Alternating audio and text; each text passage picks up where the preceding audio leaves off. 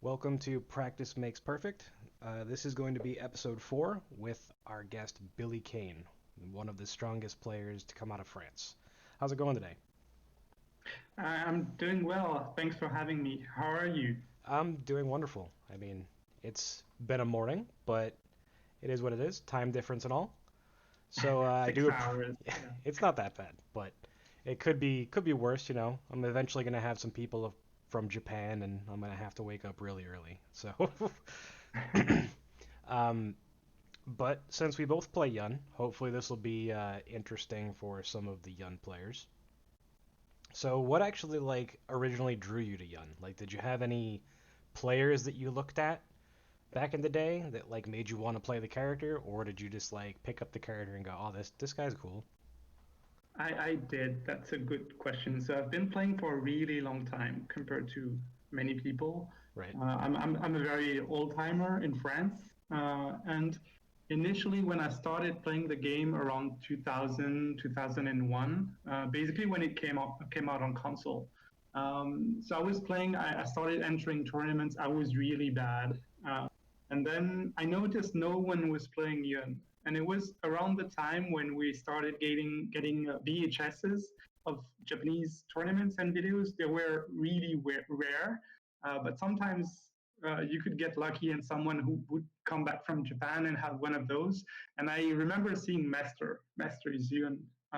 And I think it was also around the time that was a bit later on when they had that Japan versus USA 5-on-5 with Tokido, Master, and everyone, and just looking at the potential of Ganagin and seeing that no one was playing him in France, I decided to give him a try. Also, historically, I was not, and I still am not, a very execution heavy player. I'm not really good at execution, so I felt it was a bit like of a challenge trying to learn all the Canadian combos.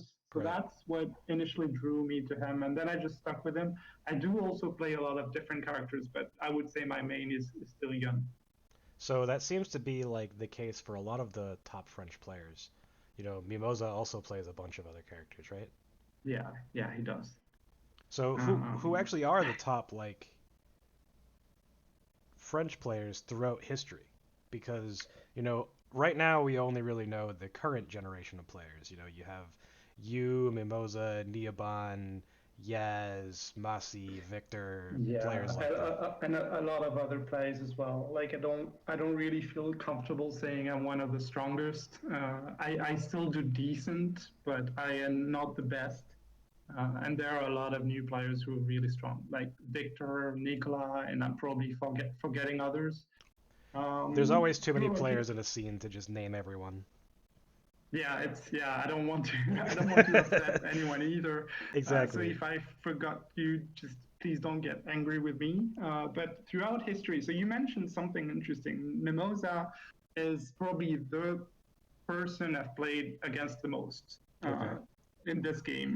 Like we've that when I mentioned I started playing at tournaments about 20 years ago. This stings a little because I feel really old now. But the first tournament I went to, Mimosa was there, and we played against each other in pools, and we both got like last or almost last place. We were really really bad, and then we chatted a little, and I noticed he was a nice guy. We were around a similar level of play, which was really low, and we decided to meet up outside of the tournaments to just practice and try and learn new things. And so I played against him a lot throughout history for about 20 years. So he's probably the player that I am the most familiar with.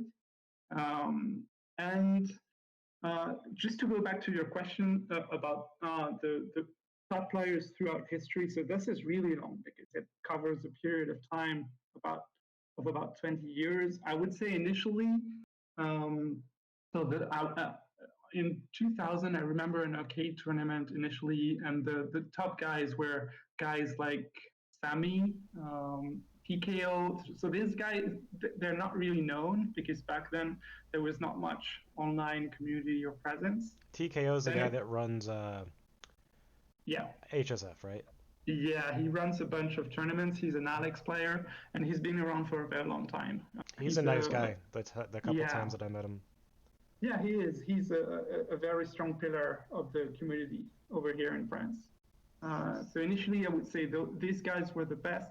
Then there was a team of guys that were calling themselves the third guys, with players like Well or Amberek. I'm sure you don't really know those guys because it was a long time ago, but they were winning tournaments.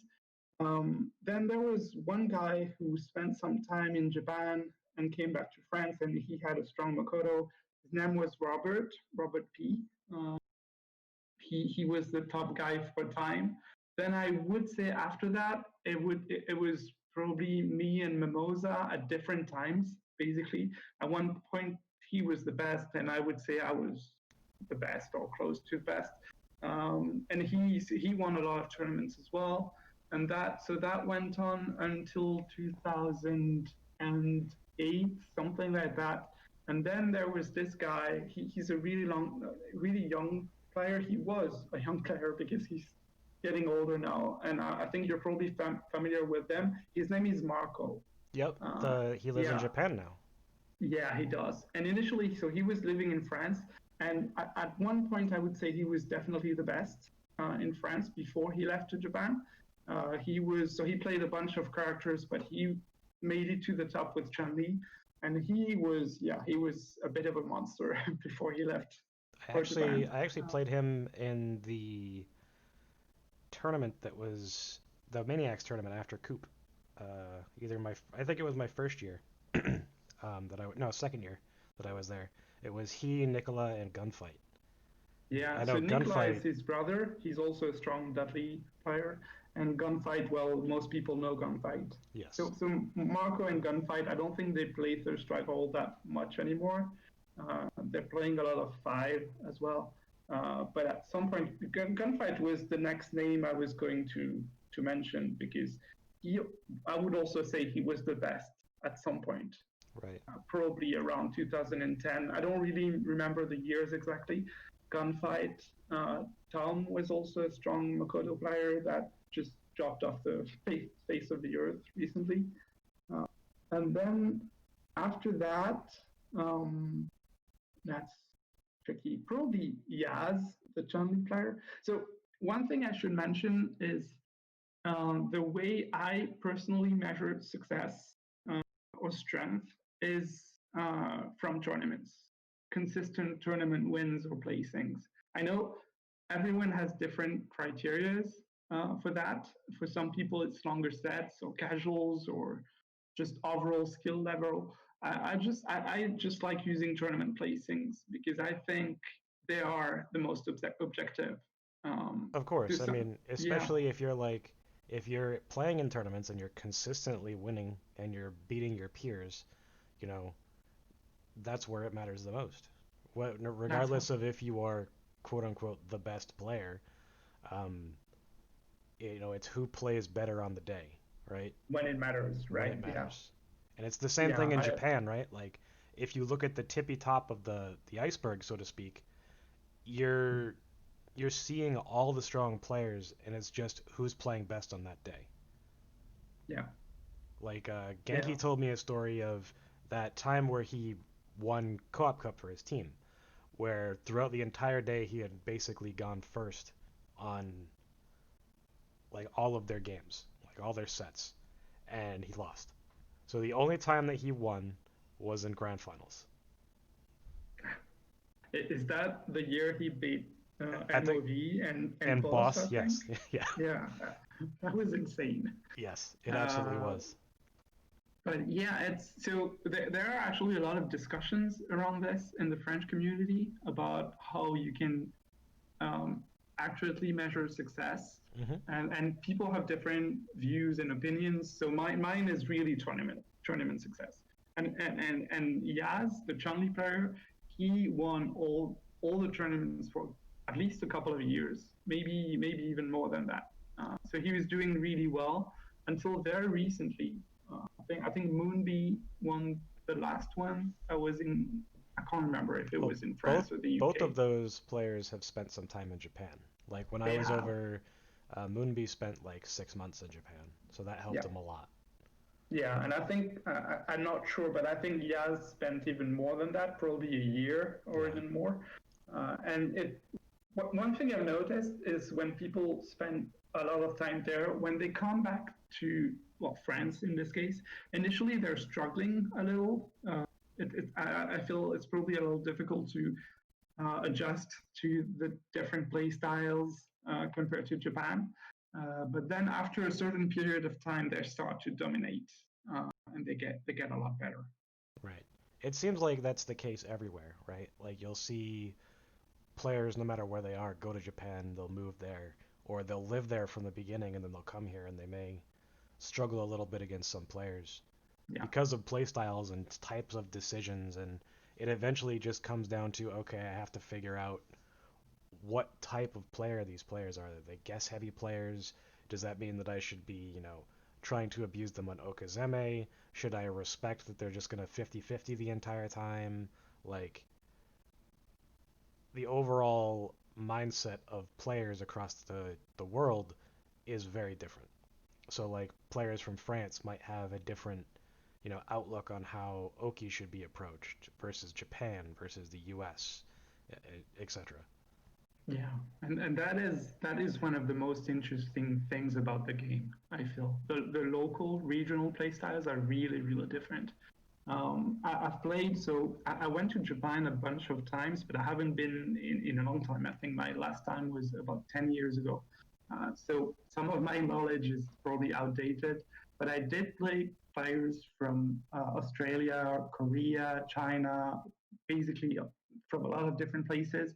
And the play styles were always different, but you always had sometimes a small number of really top players who were really good, like on Right. that top international level. And it didn't really matter what play styles they had; they were always. It feels like the pockets of players all over the world are able to produce some really strong players. Not on the level of Japan, of course, but it was still. I still thought it was really interesting. Yeah, because I mean, Japan is the size of California. So, like, even if you think of just Tokyo, the amount of players in Tokyo alone is more than the rest of the world put together. Yeah. So, when everyone's 30 minutes to an hour away from each other, you can get matchup experience for every matchup, every type of play style, etc. So, like, it's really much, iron sharpens iron over there. Whereas opposed to every other community, you know, the top couple players are the iron sharpening one another. And eventually the Yeah. lower skill players have to get to the point where they can, you know, learn a lot or compete with those top players and get something out of it. Yeah, exactly. And I do feel that that's the major hurdle for international players is matchup knowledge as opposed to the Japanese players. And that is so it's gotten a lot better over the years. I remember when I started playing, no one really knew anything about matchups or even strategy. Right. I think international players are getting a lot better, but it is still a challenge. I feel just probably just being in that Tokyo environment where you can play almost every day and experience different play styles and players must be amazing.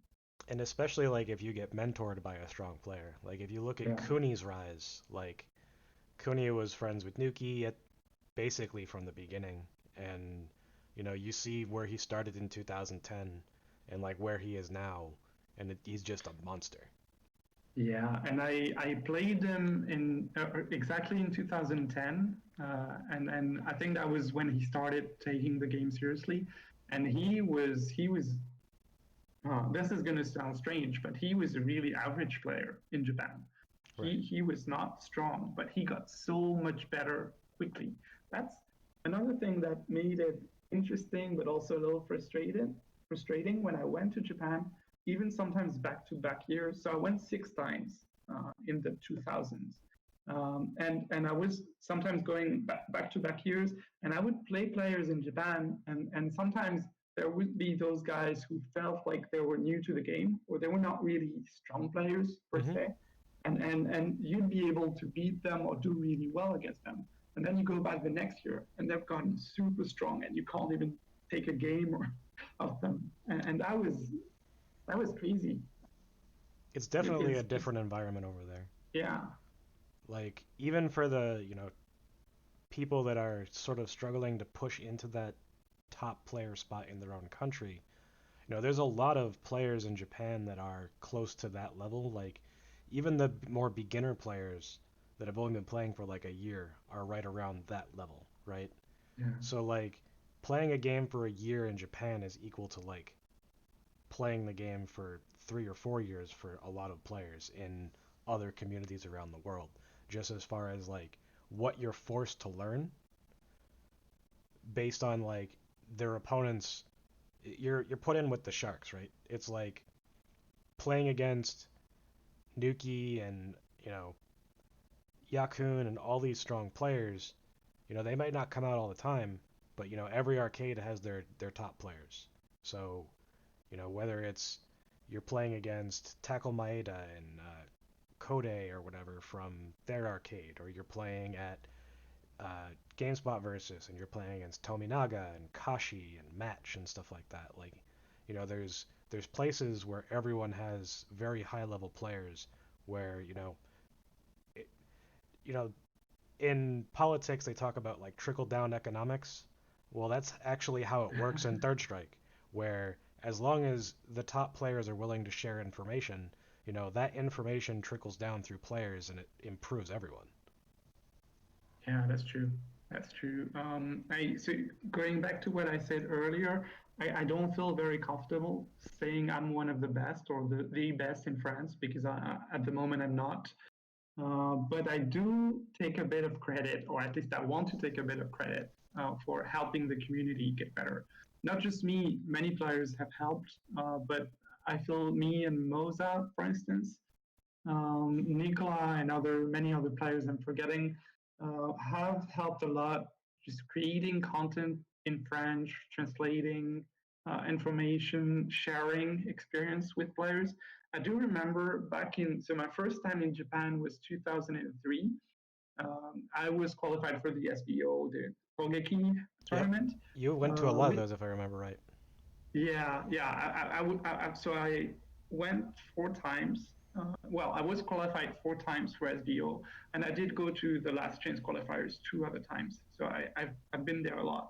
The first time we went though in 2003, and I was with Mimosa in the team actually. And when we came back, we shared so much information about other characters, say, for instance, Necro, Oro, or a bunch of characters that we didn't really know about. And that's one of the times that I remember the most fondly is just the experience of having that exclusive knowledge and learning a lot about the game. What I enjoy about the game is the process of learning. Right. So that was to me, I was trash back then. I still am a bit, but those were the most fun times to me. Is just learning the game, and the early times is when you learn the most. And I would say that was the most fun part. Um, Especially because back then there was very little footage, right? So like in yeah, 2003, 2004, that's like just when videos period started to show up on the internet. So like exactly. if you wanted to see Necro play, you would really only see like Pino. But Pino Yeah. was amazing back then. He's still really, really, really good. But like when you like, part of my journey was I wanted to play Necro because of Pino and the stun combos and stuff. So like I originally was a Marvel 2 player and I wouldn't even really call myself a Marvel 2 player. I was a Magneto player. Like execution was my thing, right? Yeah. So I was doing all the fancy Magneto stuff, but I couldn't play any other character in that game. I was terrible.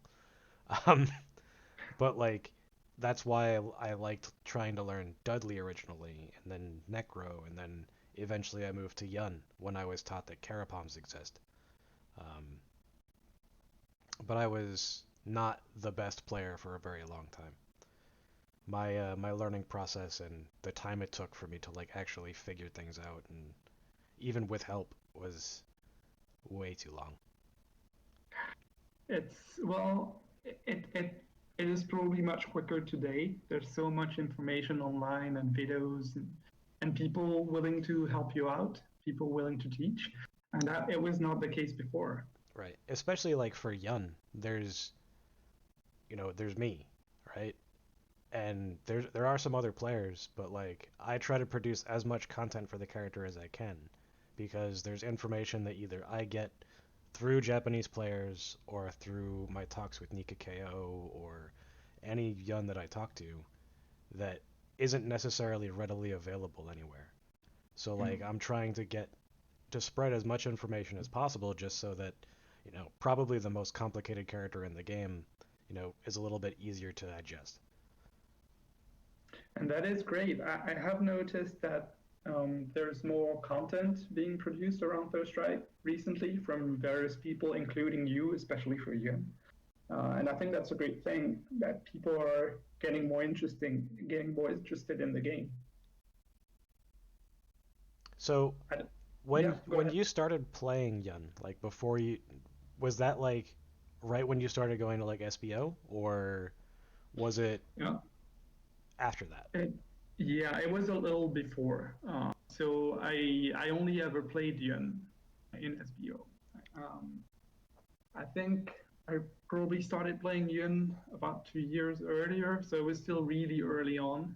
Um, and I was just watching Master, and back then, Back Ganesian was then, really different. right, Yeah, right, right. Back then, Master wasn't even playing Ganajin, if you remember right. If you watch like the first Shirube, I think it was, the VHS you were talking about, it was he and KO that were playing Yun, and Master was still playing SA2, and KO was the only one that I saw playing Ganajin.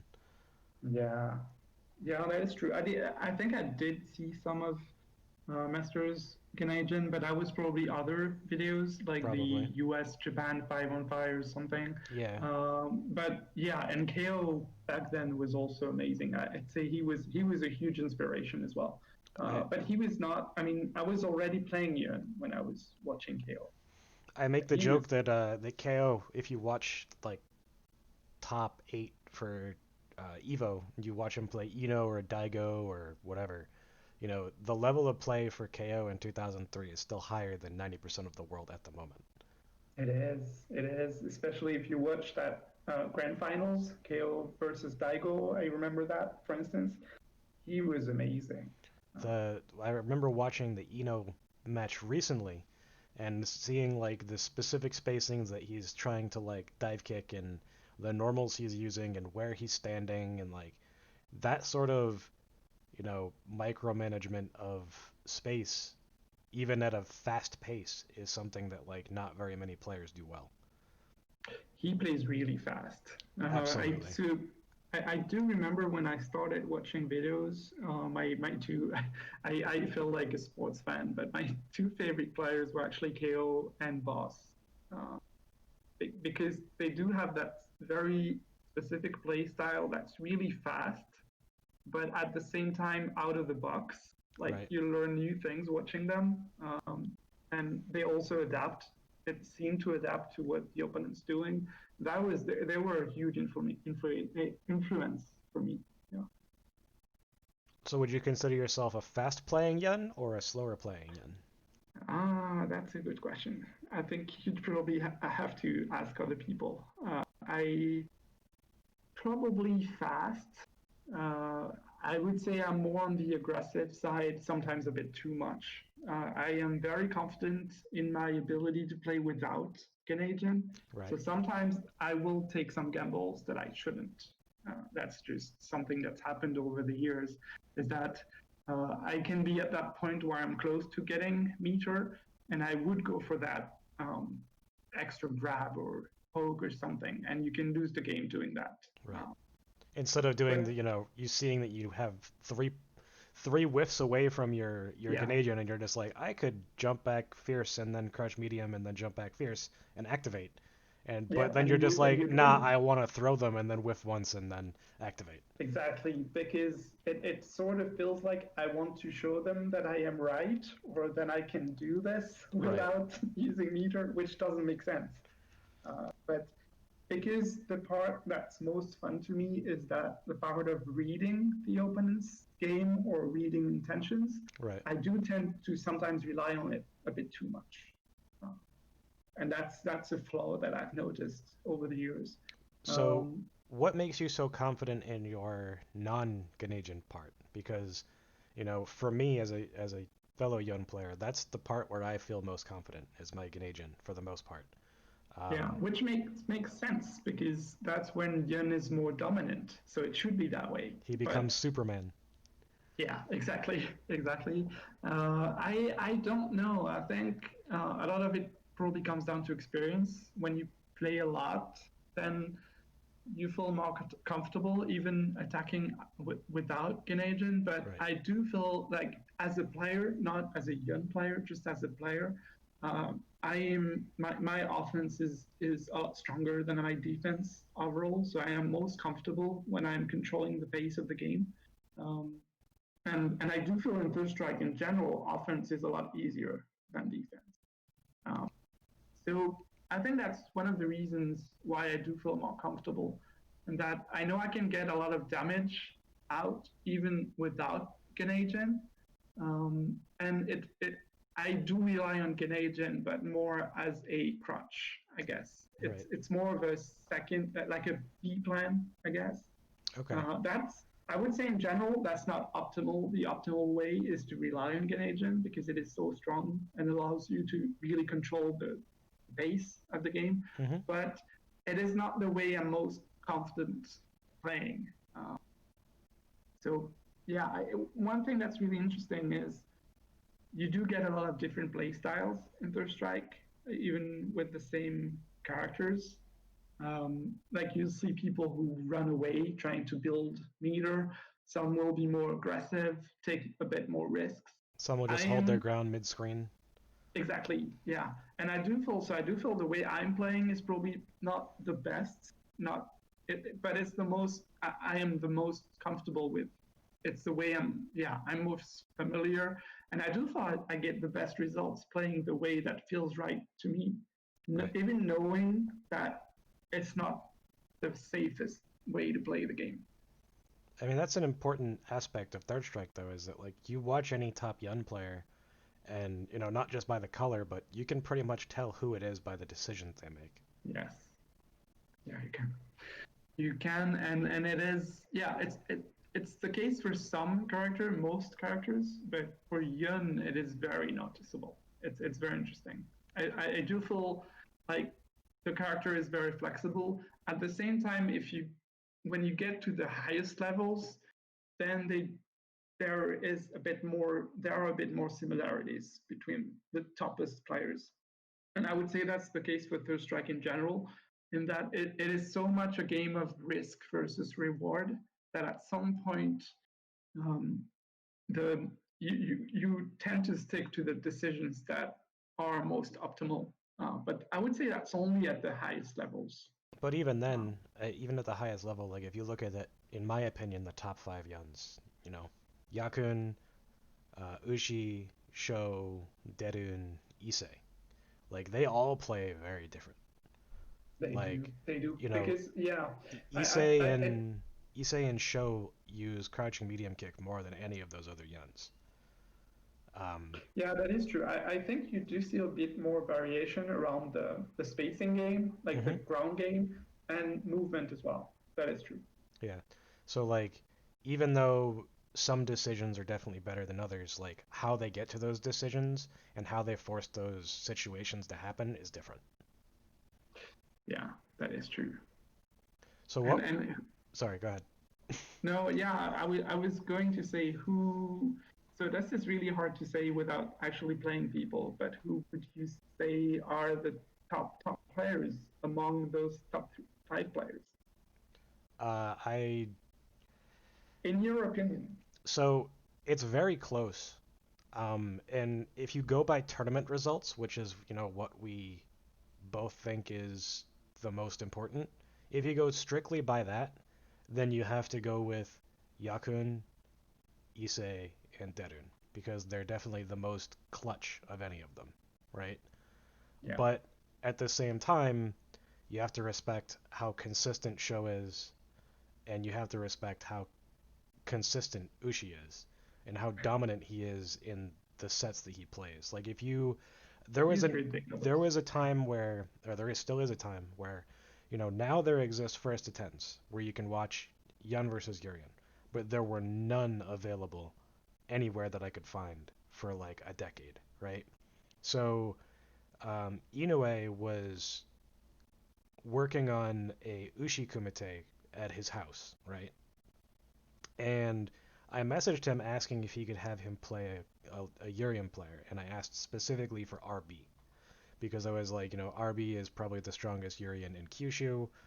Um, you know, if I ask him to play Ushi, would you let them play as part of the Kumite? And he responded with, "Yeah, I'll talk to RB." And I also messaged RB and basically helped set that up. And then they one upped it, and Rue came over as well. But if you watch how he approaches that matchup, like this is just another example, right? Uh, he approaches that matchup very, very grounded, right? But if you watch Mester, when Mester went over to Kyushu and he played against RB, they have a 2 hour set. He plays it very much in the air as well. Like he positions with dive kicks a lot. Yeah. Mester is known for his dive kicks and how strong he is at like the spacing with them and manipulating his opponent into different decisions with them. So like when you see that, you know, Ushi essentially destroyed both players. He beat Ryu 10-2 and then he beat RB 10-4.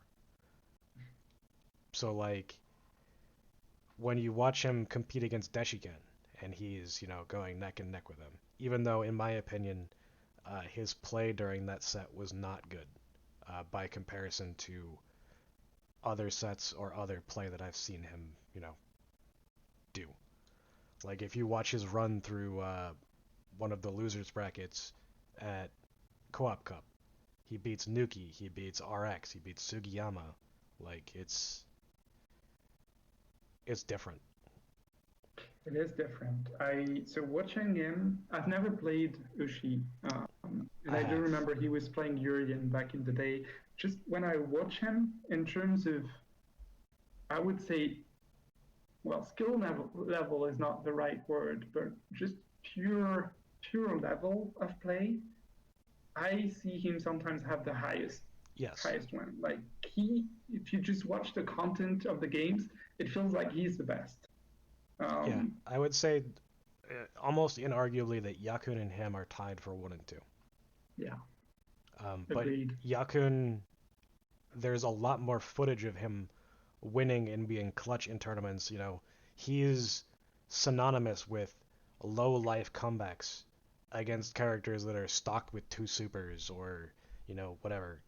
Like that's just the decisions that he makes when it matters most is better than anyone else. They are, and those I would say those are what matters the most when just trying to rank players in general. Right. So there, you always get those two different aspects. And I do know some players in France, for instance, who would not, who would decide to not rely on tournament results, and rely more on the content or longer sets to decide who the best player is. And that I understand that approach. I do feel it's probably a little less objective because it does depend on interpretation, whereas tournaments are just facts. Like Right. you can't really argue. But but that's a very interesting point. So like what were some of the bumps along the way for you when you were learning Yun? Because, mine has been or it still is guest parry is so strong with Yun. Like you get one parry and then you're guaranteed 20% of your opponent's life, 20% meter, and then Oki or set play, depending on the character. So like, that's a hurdle for me personally is getting to the point where I'm more comfortable just being less willing to take risks when I don't need to. Yeah. Um, for me, I would say the major hurdles were learning more patience in general, I am not the most patient player, but that is, I mean, for Third Strike in general, I think you do need a lot of patience to do well in tournaments.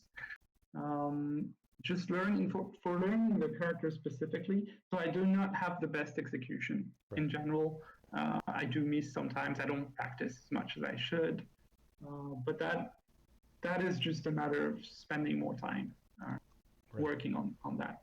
But Um, to give, listeners the idea that Yun requires execution, yeah, he does, but if you look at all of the top Yun players that are not the top five, even, inside the top five, Issei's execution is, you know, he doesn't have Daipon loop. He doesn't, go for a lot of things that some of the other top Yuns do. No KO ender, you know, he keeps it very basic, right? And for the longest time, Boss is the same way. KO, yes. Mester, like all these players, in all basically almost all of the high tier Yuns that are not quite like top, um, they all make decisions that are solid. They don't take extra risk even in Ganajin.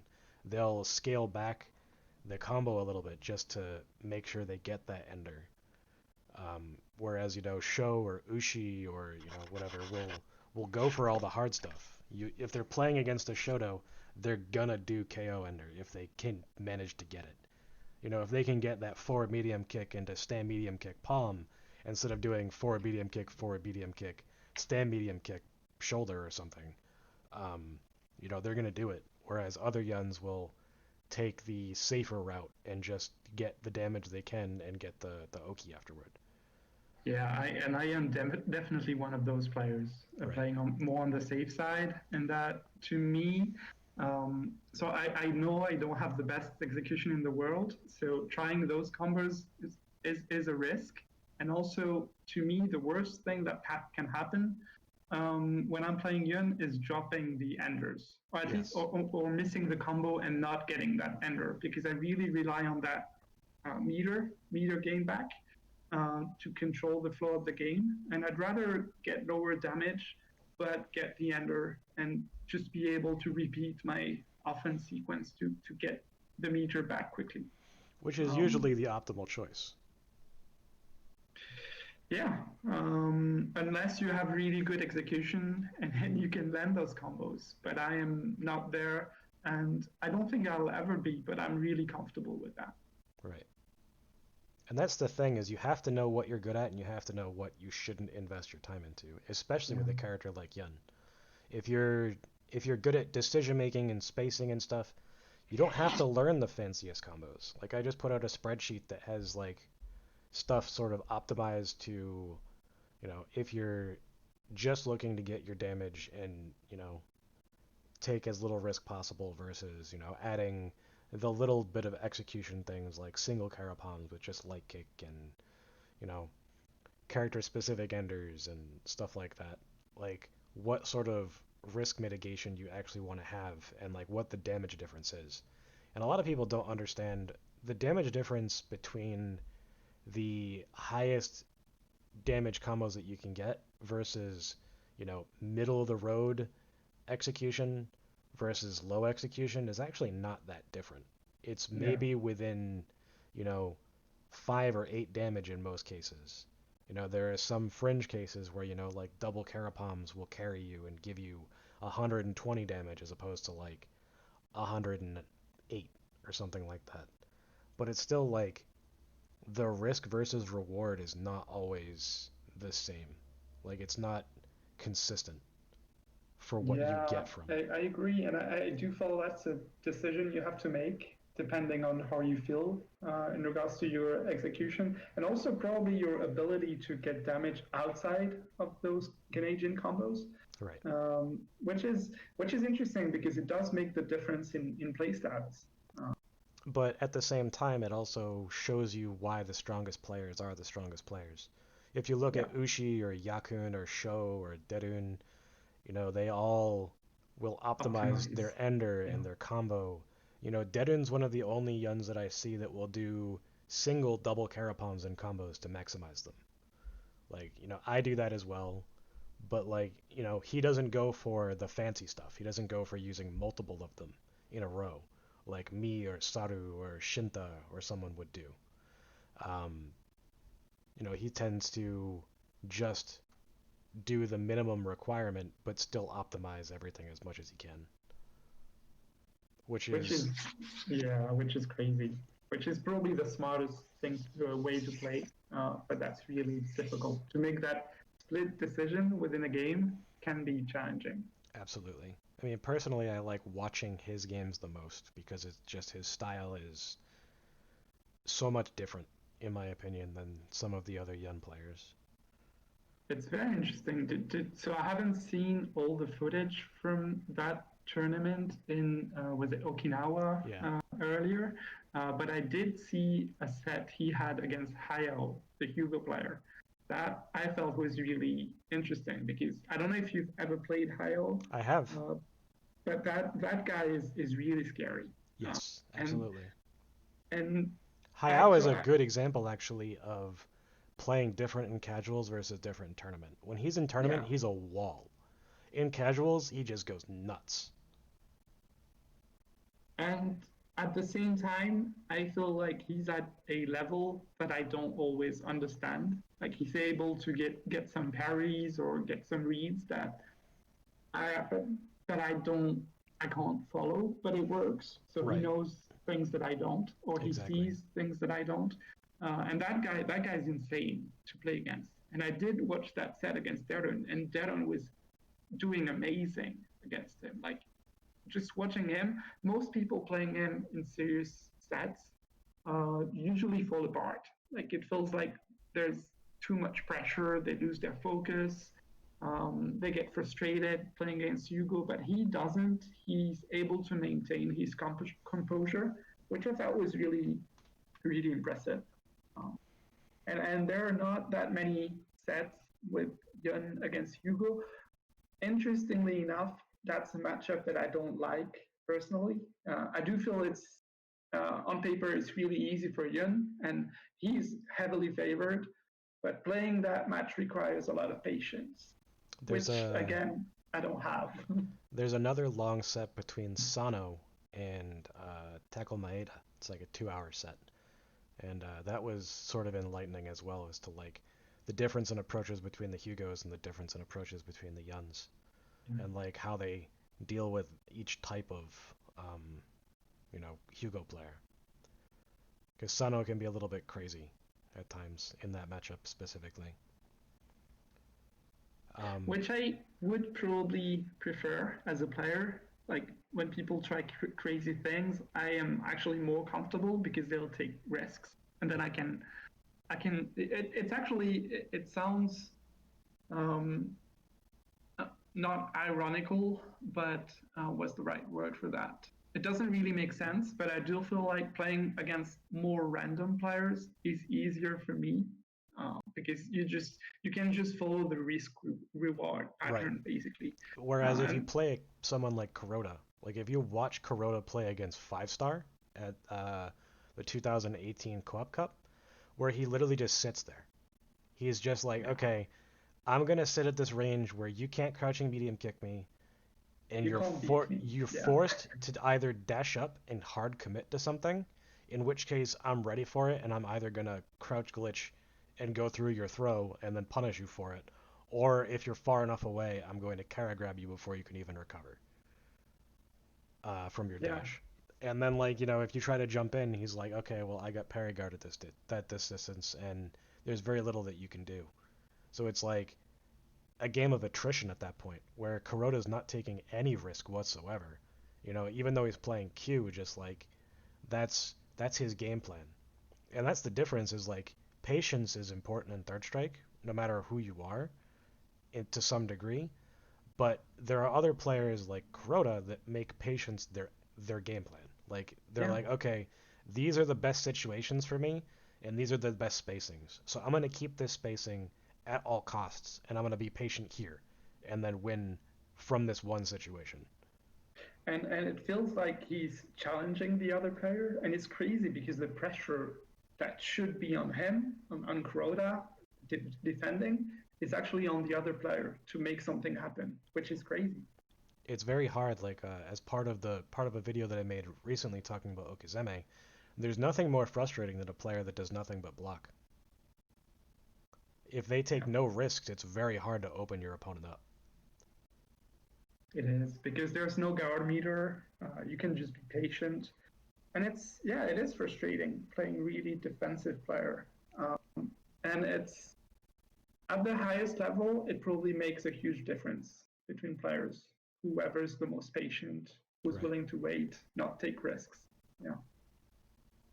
So And that's yeah, sorry. That is probably something that I can be struggling with a little sometimes is I really like the interaction aspect between players, the reading part.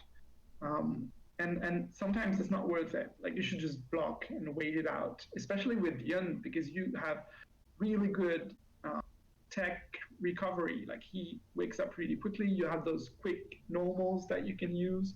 You can jump out of there and dive kick or whatever. So his defense is not it's not great, but it's not that bad. And unless you're in the corner against specific characters, but it's not bad. You can just block and wait, but it's hard to do. So, what do you think the hardest aspect of learning and mastering Yun is, both inside of Ganajin and outside of Ganajin? Because they are two different characters, essentially. Um, so outside of Ganajin, it would be defense, I think, because to a lot of players, it feels like he doesn't have good. I mean, especially beginners, I get questions about what to do when I'm waking up, and they feel like he doesn't really have anything, and he's like EX Nisho, the up kicks is not that great.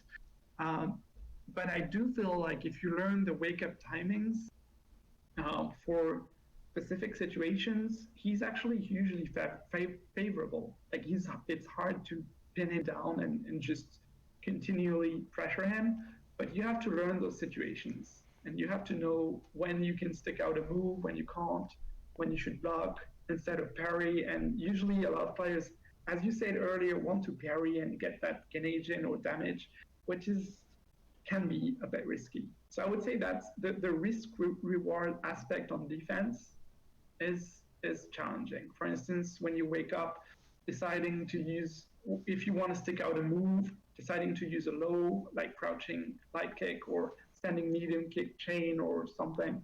Those are aspects that personally I struggled with for a while. Just being able to defend against a lot of situations. Yeah, Within Canadian, yeah, there's a lot of times where you'll see top Yun players and they're just contesting all the time when they're waking yeah, up, and you're just like, why are they pressing medium punch? Why are they doing standing light kick? Why are they doing 1, 2, 3 when they're getting up? Like exactly. it's And it's they're heavily reading, it's heavily based on reads, but like yeah, Yun's normals are fast. So like there's a lot of characters that you could literally just contest for free, almost. exactly, yeah, exactly. They're Um, really good normals, and because a lot of times people look at the game as a um, traditional fighting game where you need to have like a dragon punch or super that you can throw out on wake up. But in this game, it's really different because you have parries, throws are also really strong, and you have to play the mind game between low parries, high parries, delays, and everything. And in that case, I feel fast characters like Yun and Yang are actually pretty strong on defense. that makes sense. And also, Yun's rewarded on defense because if he blocks, he gets meter. Yeah, that is true. That is true. And if you just get out, like if you jump out of their pressure, they usually feel disgusted because they know they have to go back to that ground game, and you'll be able to with some moves to get some meter, and then it starts all over again. So they have to be really patient when playing Yun. And I do feel like learning the game in general, that learning how to play against Yun is probably one of the hardest things in the game because of all those meter based decisions Right. that don't really make sense initially. That you really have to know the matchup to understand how to play against you. Right. Um, and going back to your question, so inside when you activate Gain Agent, the hardest part would be um, I I would say learning block strings, even though they seem pretty basic on paper, but They're absolutely not you basic. can still be vulnerable to parries. Yeah, like you're vulnerable to parries if you don't use the right ones. You can leave some gaps, which is a big problem. You have to also you have to understand the pushback of the moves and recovery canceling as well. I think is a Yep, thing, I talk about uh, that. I have an entire like video series on that basically. Um, and that's really hard to understand at first. like most people when they're watching Yun do medium punch crouch light kick, they're like, okay, it just makes sense. He's walking forward, he's doing that. But that's not exactly what's happening, right? Yeah, He's doing medium canceling the crouch light kick, and then he's recovery canceling the crouch light kick to get the step forward because of walking time. You know, it's very finicky as far as how much you can walk after a crouching light kick. And if you're yeah, not recovery canceling, you're going to get thrown out of that walk. Or their opponent's going to be able to jump away or whatever. There's it's very difficult to, if you just do stand medium crouch light kick and then you try to walk forward like after it recovers fully, it's a lot harder. And also, you know, just to elaborate on that, I think one of the hardest aspects of it is understanding not only how to keep your opponent in pressure, but how to add enough variation that you can add confirms into yeah, making them, make decisions. Because what a lot of people don't understand is just how hard it is to open people up with Ganagin at a high level or even at a mid level.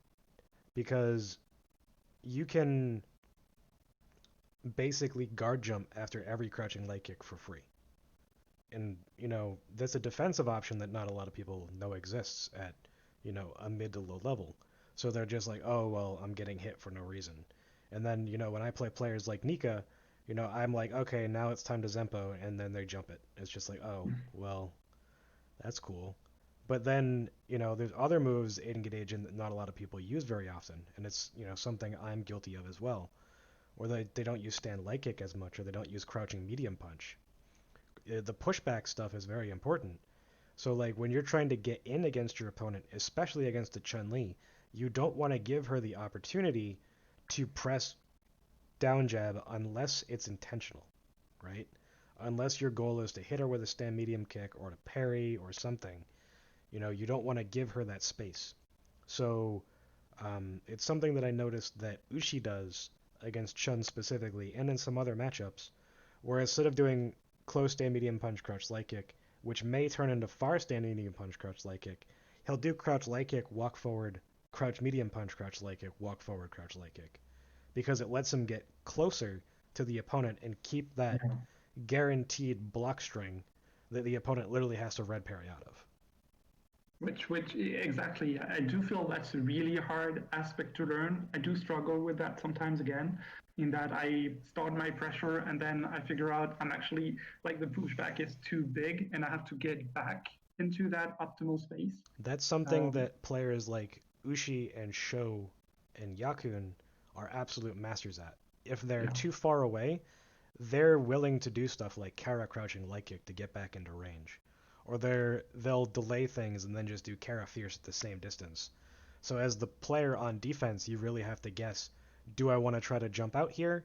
Do I want to like try to contest? Do I want to just block? What's the best course of action? And either you're going to get frame trapped from their decisions from far away, or you're going to eventually let them back in and play rock paper scissors with them again. which what is challenging for the young player because you have to be able to master that. But I mean, if you think about the player you're playing against, especially beginners or mid-level players, feels like a nightmare to play Oh, against you. absolutely, absolutely. They're like, okay, well, I know that they want a Zempo tension. Oh, I got hit with an overhead. Okay, well, I know that they want to overhead. well, I blocked high thinking that they're going to overhead and I got hit with a low into a launcher. Or, oh, I think they're going to go low or I think they're going to Zempo. Oh, I finally got my jump. Well, now what?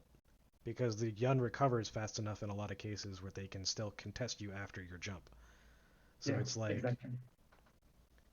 you're screwed if you do, you're screwed if you don't in a lot of cases. And if you don't know the situation by the back of your hand as the person defending, or even, as the Yun player, um, you're in for a world of trouble. But I definitely think that because combos can be kept so basic that combos aren't the hardest part about learning Genei. Yeah, I think it's I literally agree. everything else. And probably the hardest part, especially for beginners, is understanding, and even for me to some extent, you don't have to connect with your opponent to activate. So you can do it from far away. And getting in and forcing that rock, paper, scissors after the fact is not easy. So the people that have mastered that, you know, more than anyone else are some of the strongest young players that know I exactly how yeah, to get in and how to force that initial way to get into their block string and then make you guess. that is a very interesting point. I do so. I am very guilty of activating even far away, not too far away, but like just doing a dive kick and then activating and beginning my pressure. And I do feel very comfortable with that. With that, and usually it works, except in some situations, say Chun-Li has super or very specific situations in the game. Right. Um, but so that was a question I actually got from a young player in France a few months ago. Is that he was asking me, how do you bridge the distance? How do you close the distance after activating? And that is It's something I don't even really think about anymore because I've done it so many times. But there is a risk aspect to that. Do you walk forward? Do you dive kick? Do you just shoulder or try to hit them? Try a to just jump. yeah, exactly. So that's I would say I have so many weaknesses as a player. I do think that's one of the things that I do well. Right. I also don't mind activating and losing a bit of Canadian time meter just to wait to see if they whiff something or they jump or whatever. I am completely okay with that So because something that a the lot of way sorry, go ahead.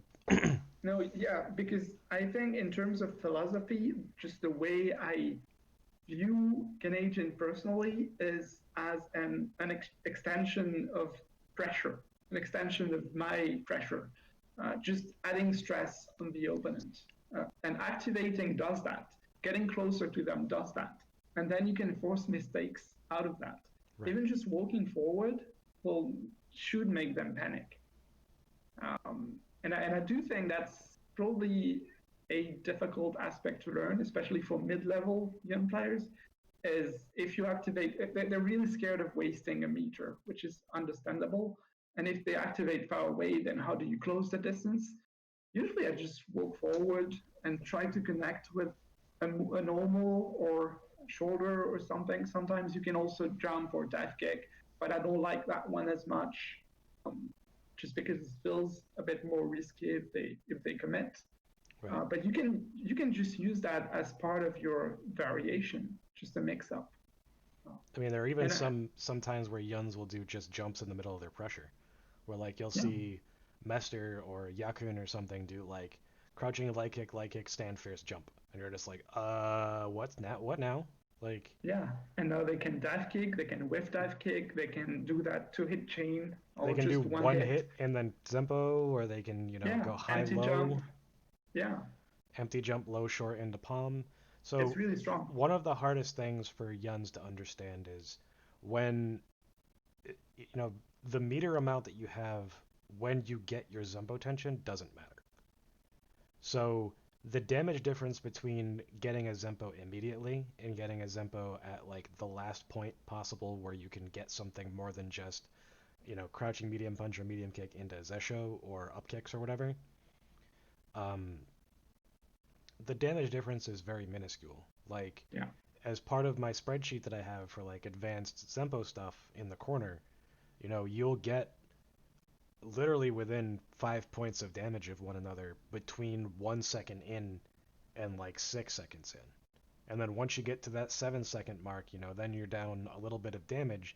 But the more time that is elapsed inside of your Grenadian before you get your connection gives you more meter, which Yeah, allows you to exactly. continue your pressure and continue your, you know, game plan of I need to get this Grenadian again. And the rule of three exists, where if you get three Grenadians in a round and you don't win the round, that's really embarrassing.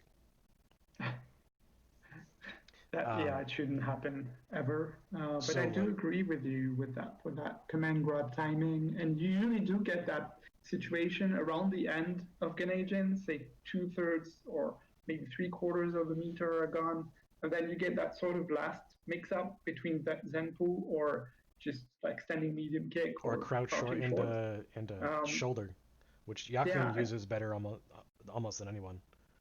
which is probably the point where there's the most pressure on the opponent, and it depends on how you see. Like I see a lot of beginners playing Yun, and they feel pressured to open up the opponent. And I understand that because if you don't, it feels like you wasted a meter. But I do feel the pressure is actually on the opponent to get out of your pressure or mix up or block strings or whatever.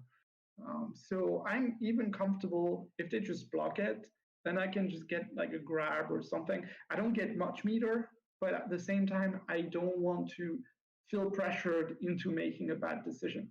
Right. And another thing is that if you realize that your opponent is going to block the whole thing, and you're not in range for Zempo, or you're not in range to actually like make a decision that's going to force them to, get hit or take a risk in some scenarios, you can just back up and respace and Yeah, force, you have them in the corner in most cases.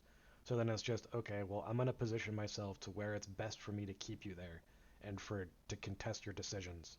And then it's on the opponent to get out again. exactly. And I do feel very comfortable with that situation. Just as long as I get control of the situation, I'm fine. Even if I don't get damage, it's always better to get a bit of meter, but it's okay if I don't, because then you can just have them just with a few moves or have them block a few of them, start a mix up. I would say the only character against which sometimes I do feel pressure in those types of situations is Chun-Li, because it does feel sometimes like if you miss your window, your opportunity, then it can be difficult to get it back if she has meter. Right. But she's the only one, I feel. I mean, it's risky against Hugo as well because of SPD, like, to be Yeah. fair. But, outside of those two cases, it's not really that bad. Especially if like, if you're playing against SA2 Makoto, well, most Makotos want to go for parry into Kusa if they have meter. Well, knowing that crouching medium kick into crouching light kick chain, like reverse beat, will stop the Kusa from happening after the parry, you know, Yeah. little knowledge gaps like that make all the difference. You know what? I learned that very late into playing the games. I feel like I learned it maybe 2 or 3 years ago only, and before that, I used to get parried. When I would activate Canadian, I'd go low, like crouching short, get parried into throw, and that would be really bad. And then I tried things like delays or other type of mix-ups. So I was really happy when I learned that you could use that reverse beat to beat low parries. So one So of one of the things that a lot of people don't use as Yun that I just started using myself is how if you press light punch and medium punch at the same time, you can spam crouching medium punch because it takes the higher priority button. yeah. Okay, you can do that with crouching medium kick as well. So you can Mm. do like crouching light kick, down parry, like forward parry, down parry, and then crouching medium kick, medium kick, medium kick, like as a chain essentially by canceling it into one another. And then you can confirm into Dakai. That's interesting. Yeah. It's No, I something that didn't I know that. stole from that. I stole that from Ushi. I saw him do it once, and I was like, "That's really cool."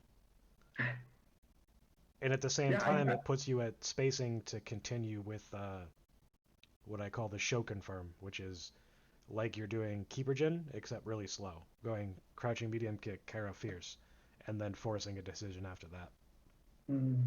I do feel like watching Ushi is when I learned the most things, like situations or just actions, uh, tactics that I didn't know, which is crazy because we've been playing this game for about 20 years. Yeah. Uh, but that's personally that is what I enjoy about playing Third Strike. I would say I am not a very competitive person in general. I was really bad when I started playing this game. It's just I just landed into that situation of doing decent in tournaments at some point because I like the community and I like the feeling of getting better, improving is Yeah. something I enjoy. But I don't even care that much about winning or beating people or specific goals. I know some players are really competitive and really into it. I respect that. But that is definitely not the type of player that I am. Generally speaking, I am more um, learning and community focused, I would say. That's good because I mean we need more community heads. I think I'm not the only one, and I'm not trying to say I am the only one in France, but it's probably more of a personality thing. Right. Uh, yeah, But also without top players willing to share their knowledge and help other people, like Japan gets so strong because everyone helps each other.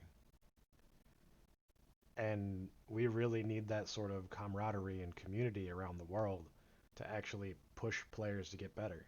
Like there are very few players around my skill level. It's mostly above and below. And it's frustrating to deal with that. So the only way to help that is to, help other players learn and get to the point where they can compete. exactly, Um, exactly, and that's. I'm glad to say that because I remember having that same discussion with Mimosa, and that was almost 20 years ago, and he was feeling the same, obviously, but we did feel like, what can we do when we came back from Japan? How can we get better in an environment where everyone is actually worse than we are? right, And we were bad already. And the only answer was we have to help people. We have to help them improve. We have to share everything. We have to play with them, try to teach them, even though sometimes it's not as fun as playing someone who's on your level and you don't get as much out of it initially. But later on, maybe a few years later, you get better because everyone is getting better. right. So what are like some things that you feel you're still learning?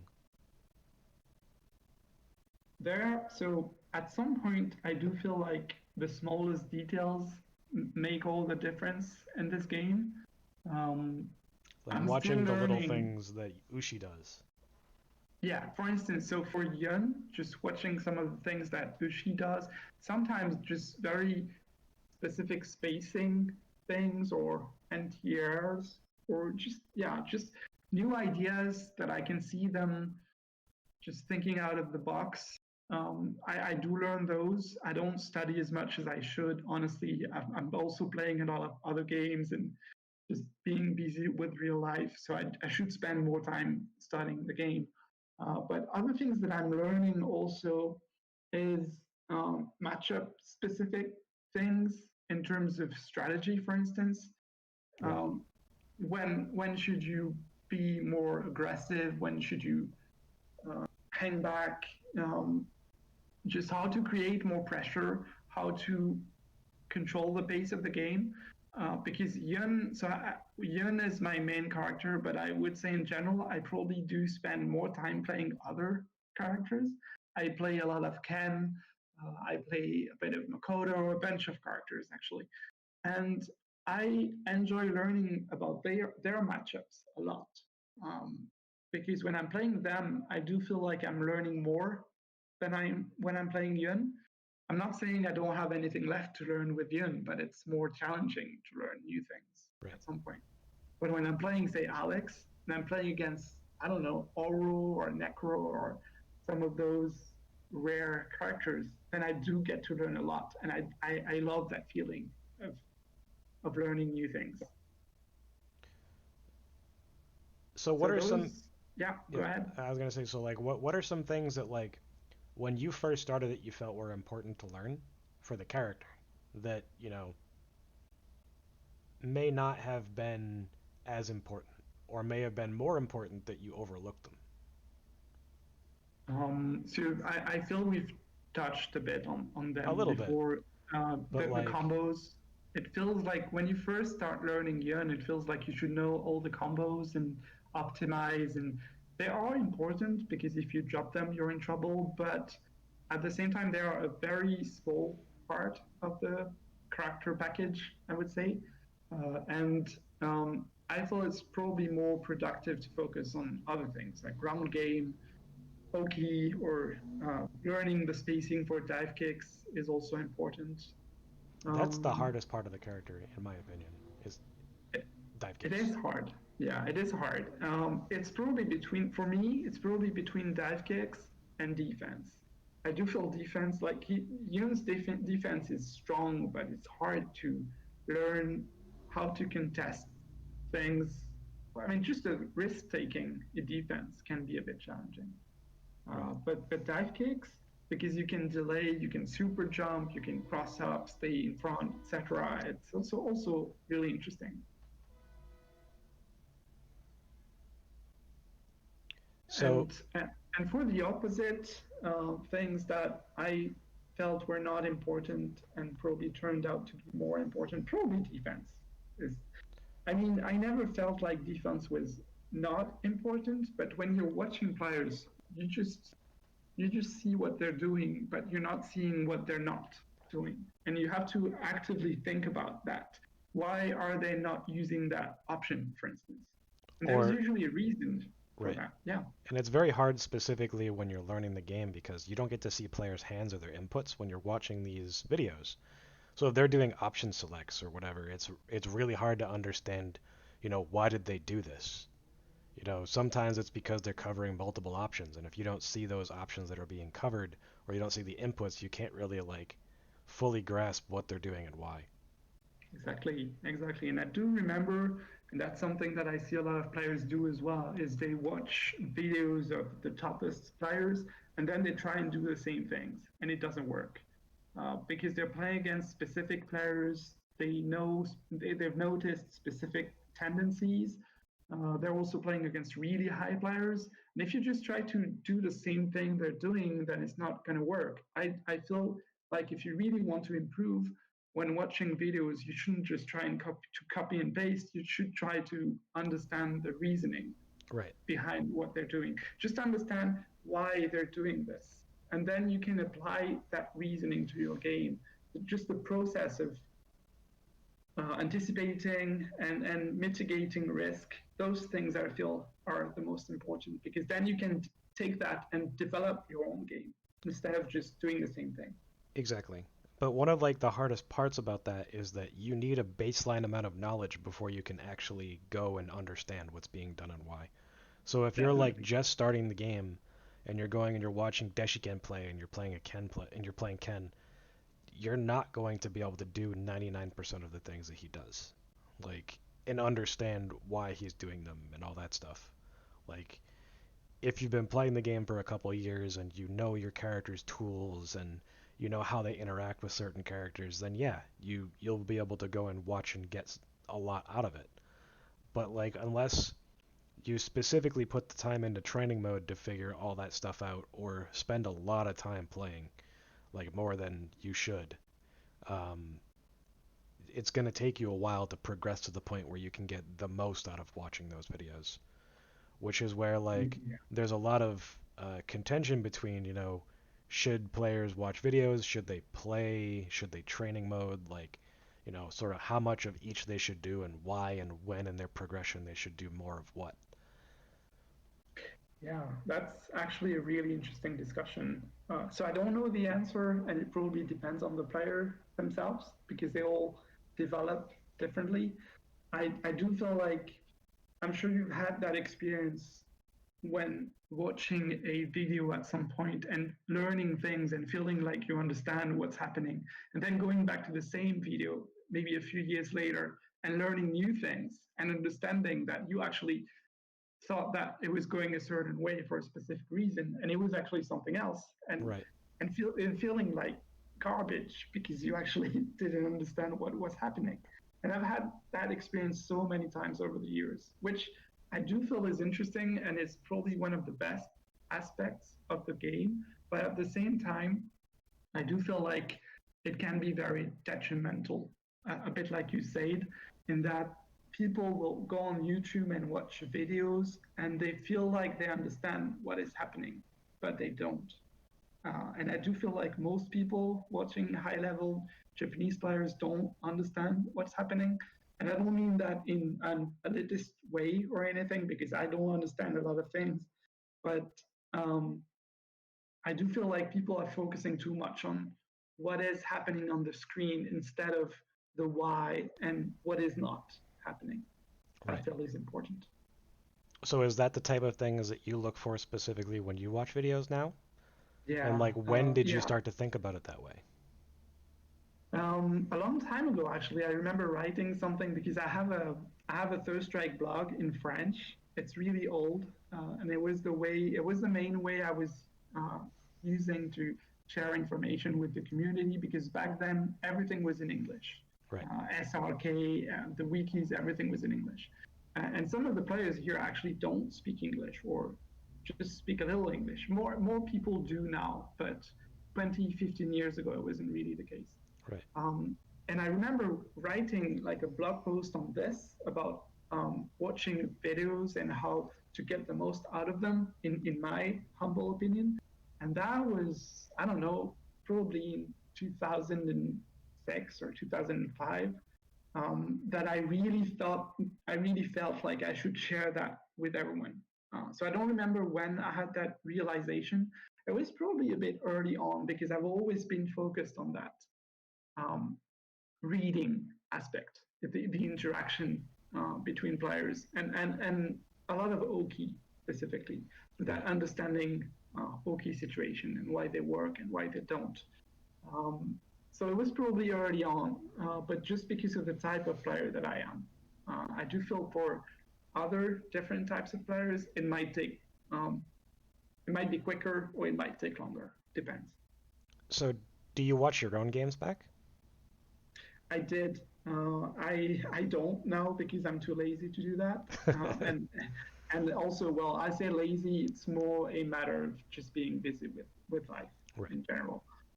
But I did a lot of watching my own games back, and it hurts sometimes because you learn the most from the most painful losses in general. But it is something that you absolutely must do because a lot of times you'll play a game and you'll walk away thinking that you played a certain way. And I do see that in other people as well, where we'll discuss a match that they just played in tournaments, and they'll tell me things that do not match with what was actually happening. Right. It's just the way they perceived it, but it is not the objective way. Because when you're playing, it's really hard to have enough distance from the game to really understand the whole, like get the full picture. Um, so I do feel you should watch your games back. It is really important, and you will learn that you have patterns and you are doing things that you thought you're not. And I think that's probably the case for everyone. Or you get to see what you're not doing that, Yes, those top players are doing. yes, exactly. And I feel just speaking with other players over here in France, it is very common that we'll have a discussion around why they lost that game, for instance. Usually people want to improve and they'll ask questions. And I'll ask them, why do you think you lost that? Because I do feel that's the most important thing. And usually their answer will not match what I think, Right. Their which is answer could be, I guessed wrong in this situation, and your answer is like, well, you were in that situation to begin with when you could have created a different exactly. situation. That is very common in that I just ate that random super, for instance. And then actually, if you look at the game objectively, there was no reason to press the advantage in that situation.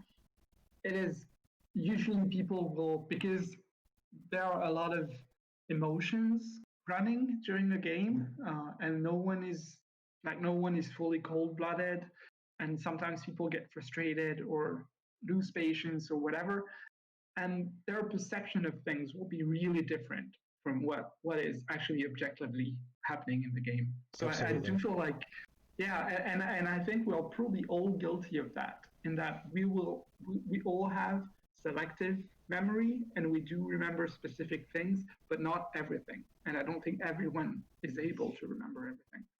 So it Yeah, helps to have someone outside the game just to set you straight, basically. it's funny though, because like when I play against lower skill players and they, ask me about things, or I go over things with them, and I'm just like, we play 4 or 5 games, and I'm like, these are your habits, and they're just like, wait, what? How do you know that? And it's just like, well, you did this, you repeated this, at this spacing you like to use this button more often than not. Everyone has them, no matter what. And it's Yeah, all about like how fast you can pick them up.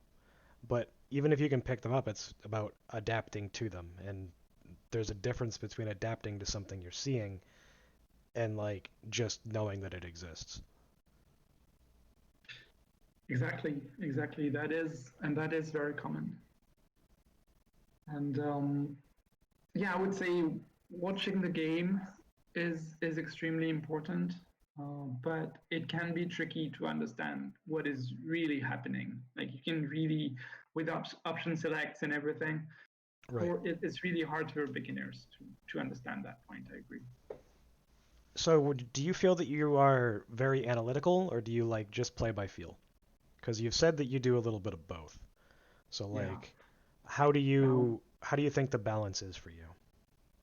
so if you ask me right now, and just in terms of personality, I am obviously very analytical. Right. That's that's just who I am. But um, during a game, I will like I do feel emotions like most people, and sometimes those will impact your decision making. Is how I feel. So the balance between both um, is hard to define because it also probably depends on who I'm playing against. Say I'm playing a really high player, like a top Japanese player, then I feel emotions will probably be running higher um, because I'm getting outplayed, for instance. If you're Right. doing really well, then you can be 100% analytical. It's easy. You just uh, follow your game plan, and you can win. But if you're playing against someone who's on your level or even even stronger, then I do feel that's when mistakes can more easily happen. Like, and that's actually, I know that wasn't your initial question, but I do feel that's a very interesting point about Third Strike. Is I also do see people watching videos of strong players, and they watch them lose against other strong players, and they feel like, I don't understand, he played badly, or he did this and that was a mistake, and like, this is really strange, this guy is really good, but in this case he didn't play well. And I do feel like people sometimes forget that you are playing against someone, like, you don't have full control of what's happening. And when you're playing someone stronger or when you're losing a game, it has an effect on you mentally. And I do feel like pressure will also make you take worse decisions. And that is something that um, is a difference between the highest players and probably medium or high level players. But sometimes you watch videos of some of the strongest players in the world, and they will get beaten down like really bad in this game. Um, and when you've played this game a lot, then you'll understand that this is something that happens to almost everyone. Right. Uh, A good example when of that is like I lost 50 games to K-Chun, right? A Chun player from Osaka. Mhm. And then Yakun was at the arcade, so I asked him to play K-Chun so that I could learn. And then, thinking, Yakun's a god, he's just gonna go and beat this Chun and I'm gonna learn. It took him 3 games to get a game off of him. And like he had to pull out some shenanigans to like actually get the game. So it was like, oh wow, okay. So even who I considered the best Yun is having issues against this player. Okay, well, what can I learn from that as well? And Well, because yeah, that's a really good point. But he might still be the best, but he's not the best all the time at any given moment. exactly. So Uh, that's the other point that we talked about earlier, right? Where when you look back and you watch some of these players, it's the American term any given Sunday, right? Where even the crappiest football team has a chance to win. Um, but when you're closer to skill level to your opponent, it's very much anyone can win. Because all it takes is a couple good decisions to throw things out of whack, and then, either you're fighting yourself mentally, or, you just have to make better decisions in general to come back. yeah, yeah, exactly. And I do feel that's another reason why just watching videos is it's really difficult to get a feel for how strong players really are. Uh, like I feel like you have to really play against them because I've watched videos before, and that was a long time ago before I learned that lesson. That I've watched videos of players, and I thought this guy is like they're dropping combos, that their execution is not great, they're making mistakes. They must not be that great. And then you get to play against them, and they're doing everything right and beating you down because it's a different situation. It's a different moment. Maybe they're playing against a different play style, different characters, and maybe they're more comfortable with that. Right. Uh, so it's a very interesting aspect, probably of fighting games in general, but it is the case in Third Strike in that I'll see people watch a video of a player that I personally know is very strong getting destroyed, and I do feel like people don't understand that you can lose really bad even though you're a great player. Right. No one is immune to, getting their ass kicked. Yeah, which is fun most of the time. Um, so you mentioned that you really got into the game when it came out on console, so I assume it was Dreamcast, right? Yeah, yeah. So I had a bit of a unique history with Third Strike in that I did like fighting games before the game came out, but I was really casual, like no arcades, not competitive. I was really bad, and I visited Canada one summer. I think that was 2000. I think, not sure. And I was in Toronto, and I went into an arcade, and they had the game on arcade. And immediately, I fell in love with it because the visuals, the soundtrack, the animation. Specifically, I remember the animation. I thought it was really amazing. I picked Chun Li, uh, and I really liked it. And I remember when I came back to France, I was really eagerly waiting for the game to come out on Dreamcast. Um, and so I picked it up when it came out, and almost immediately after, that's when tournaments starting happening in France on Dreamcast. Because we didn't back then, we didn't have many arcades. Fighting games were dying very clearly. Um, so that's when it picked it up, and then we played on Dreamcast and PS2 and Xbox 360, then arcade. Depending on the periods, we had a few good arcades in France that, for the most part, unfortunately closed recently in Paris. By the way, I say France, but it is more specifically in Paris. And then now, so we do have one arcade with a cabinet, which is cool in Paris. Um, The cafe place, right? yes, exactly. It's called Extra Life Cafe. So it's a bit of a mix. It's like just a gaming lounge in general, and they have a cabinet. So we do play there sometimes. I haven't been in a while, especially with the virus, but it is fun, and they do play weekly over there. And otherwise, I think most players do play on 5K these days, uh, which is better than nothing. I do feel FC2 is a lot better than it used to be. I've never been a huge fan of online play. I do see the value in terms of learning and for players and new players to get into the game. but it sometimes it does feel frustrating Right. dealing with a bit of lag, especially defensively. Like offensively, usually it's fine, but when you get on defense and you feel like you have to text something and it doesn't come out, and then you get frustrated and just make some rash decisions. Or Is you miss a why, parry or whatever. Yeah. yeah, It can be exactly. bad. But like, if you're playing people locally, like if you're only playing French players, there's probably not an issue with that. It's pretty good. Yeah, it's pretty good. Most players are located in Paris, not all, but most. Usually, internet connections are pretty decent over here, and the distance is really small. So we have it. We're pretty lucky in that sense, in that there is a nice community in Paris, and also you can play with UK players in London pretty easily. The connection is good.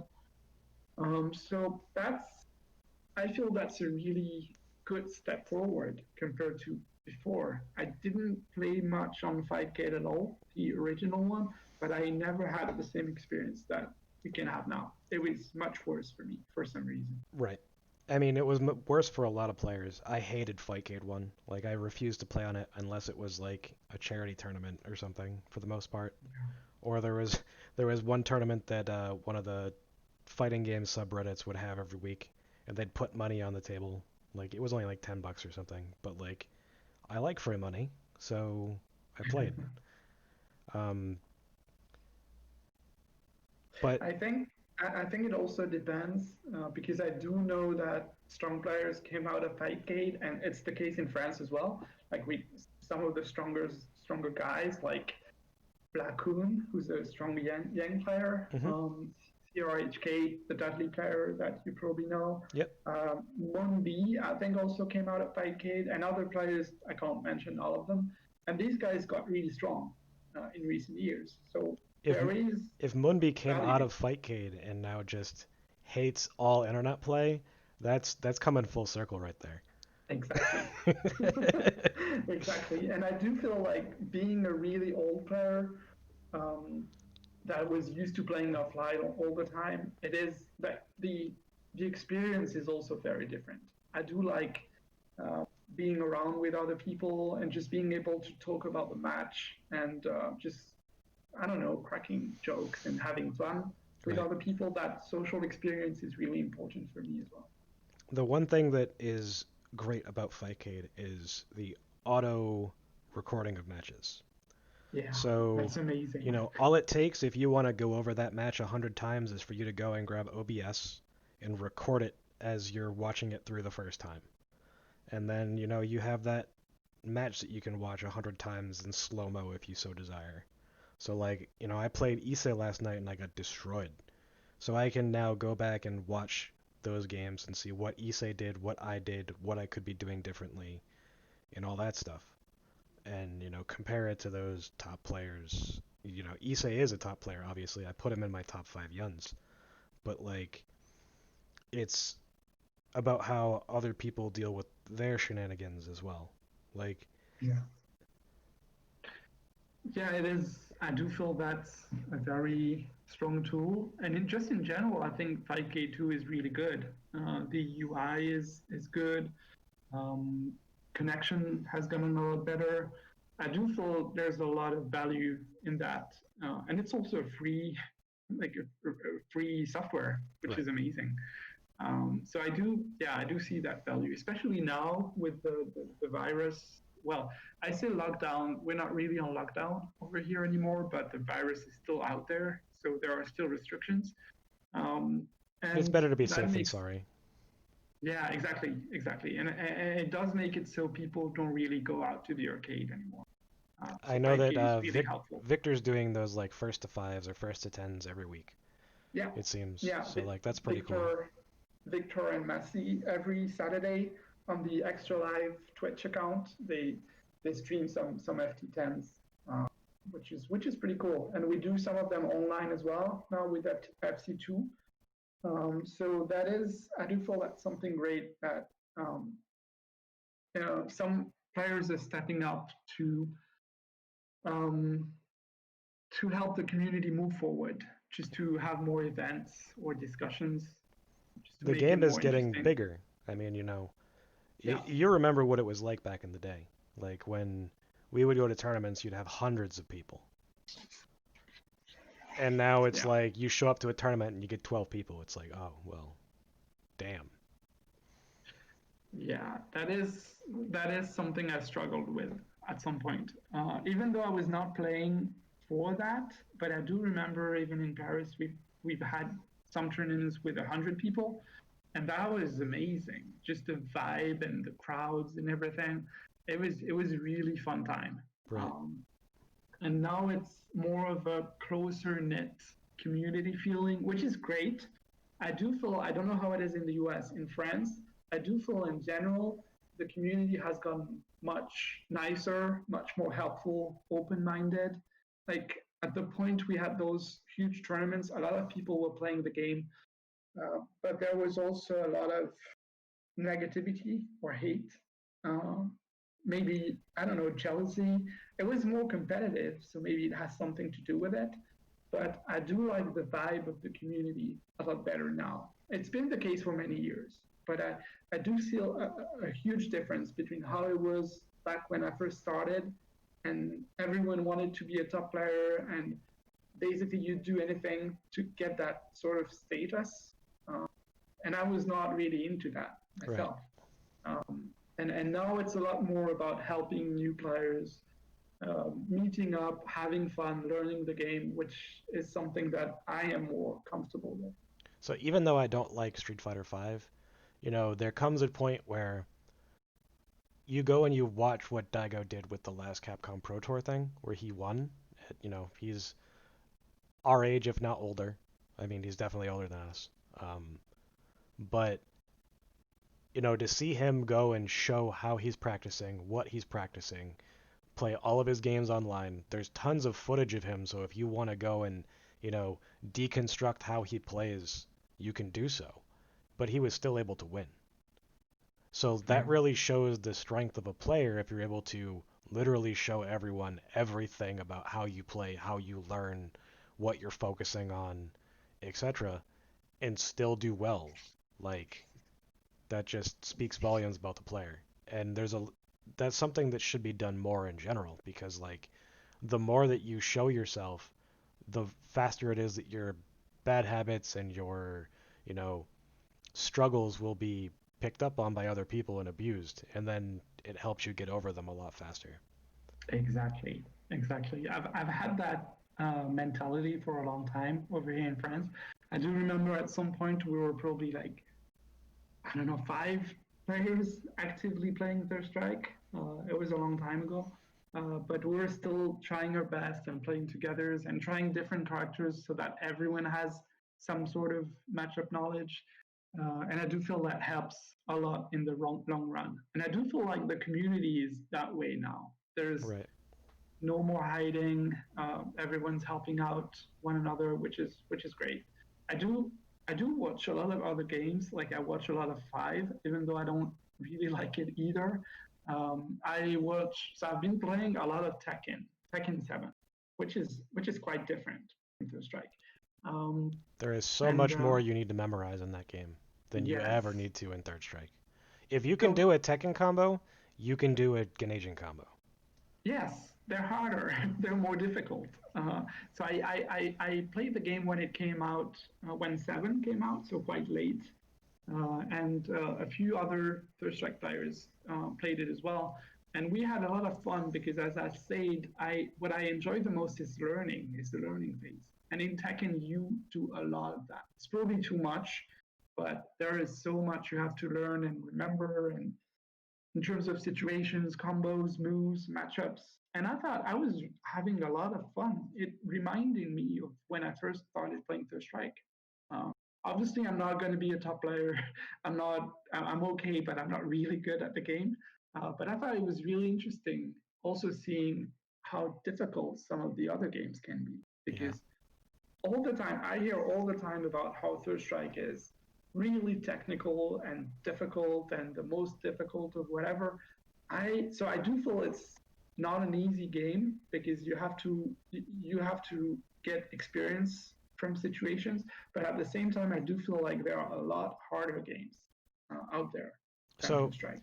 as far as fighting games go, I think that Third Strike is by far the hardest 2D fighter, and it's not for conventional means. It's not because combos are hard. It's not because, you know, characters are like really wonky. And I mean, some characters are, but like for the most part, you can understand their choices and all that stuff.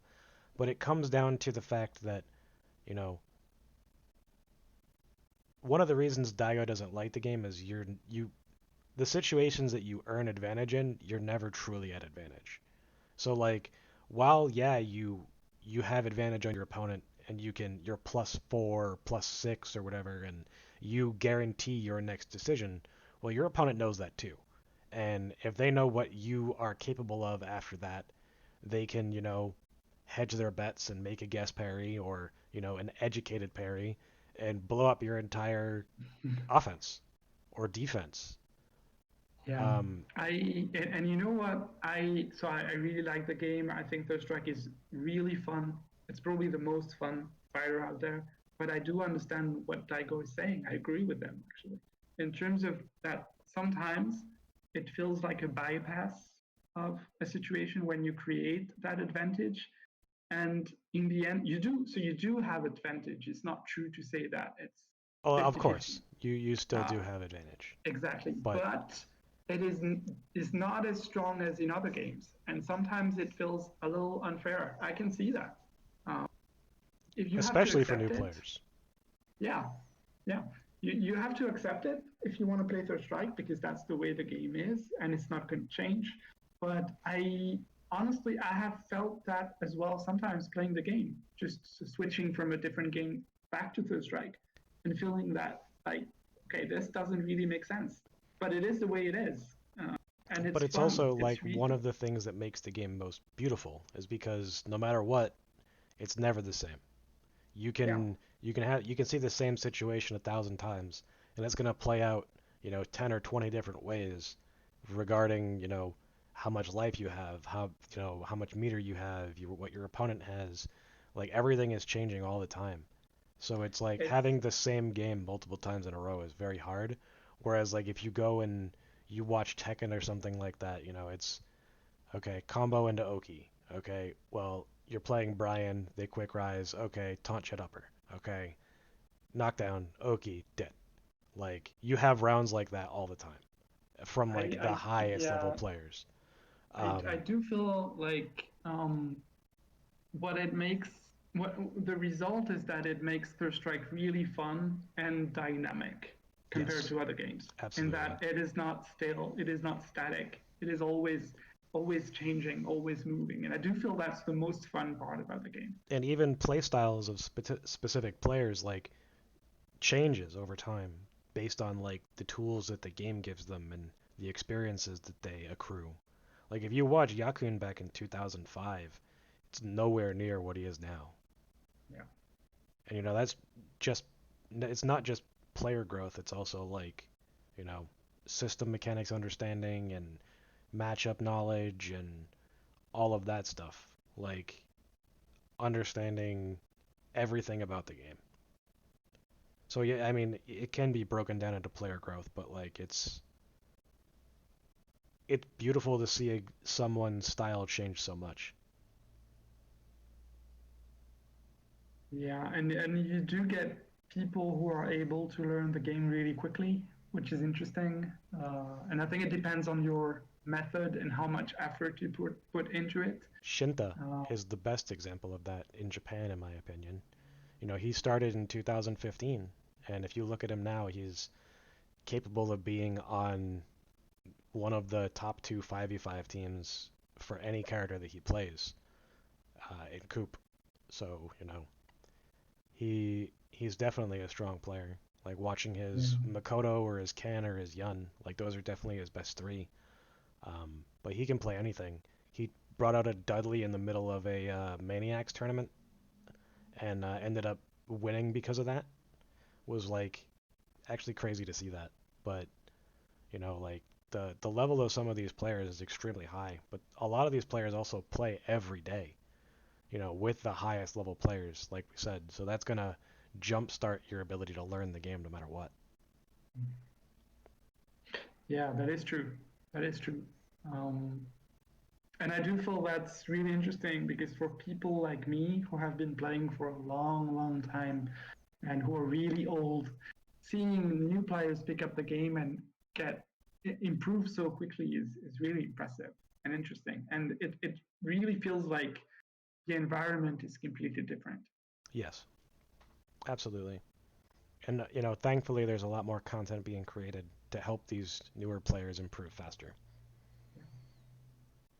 So, because consoles was such a big part of your Third Strike journey, what are the type of things that you actually practice in training mode and stuff? Because everyone practices different things.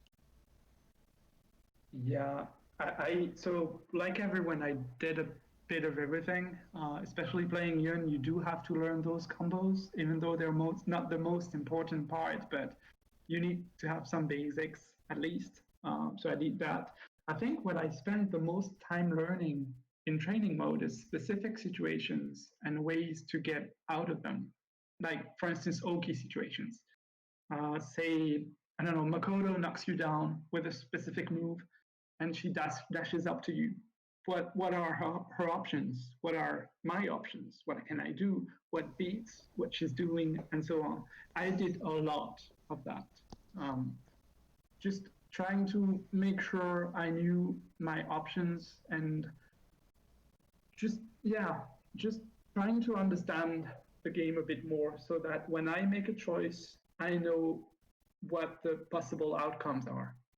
That can be overbearing though and force, overthinking things at times. That's Yeah, one of the biggest issues for me is, my knowledge for the game is so much more than I can practically apply, which sucks because I overthink a lot of things. I agree. I probably did the same at some points, and I probably lost a lot of games by overthinking. But I do feel like that's the part I enjoy, and that once I know my options, it's just a matter of reading and understanding and observing what the other player is doing.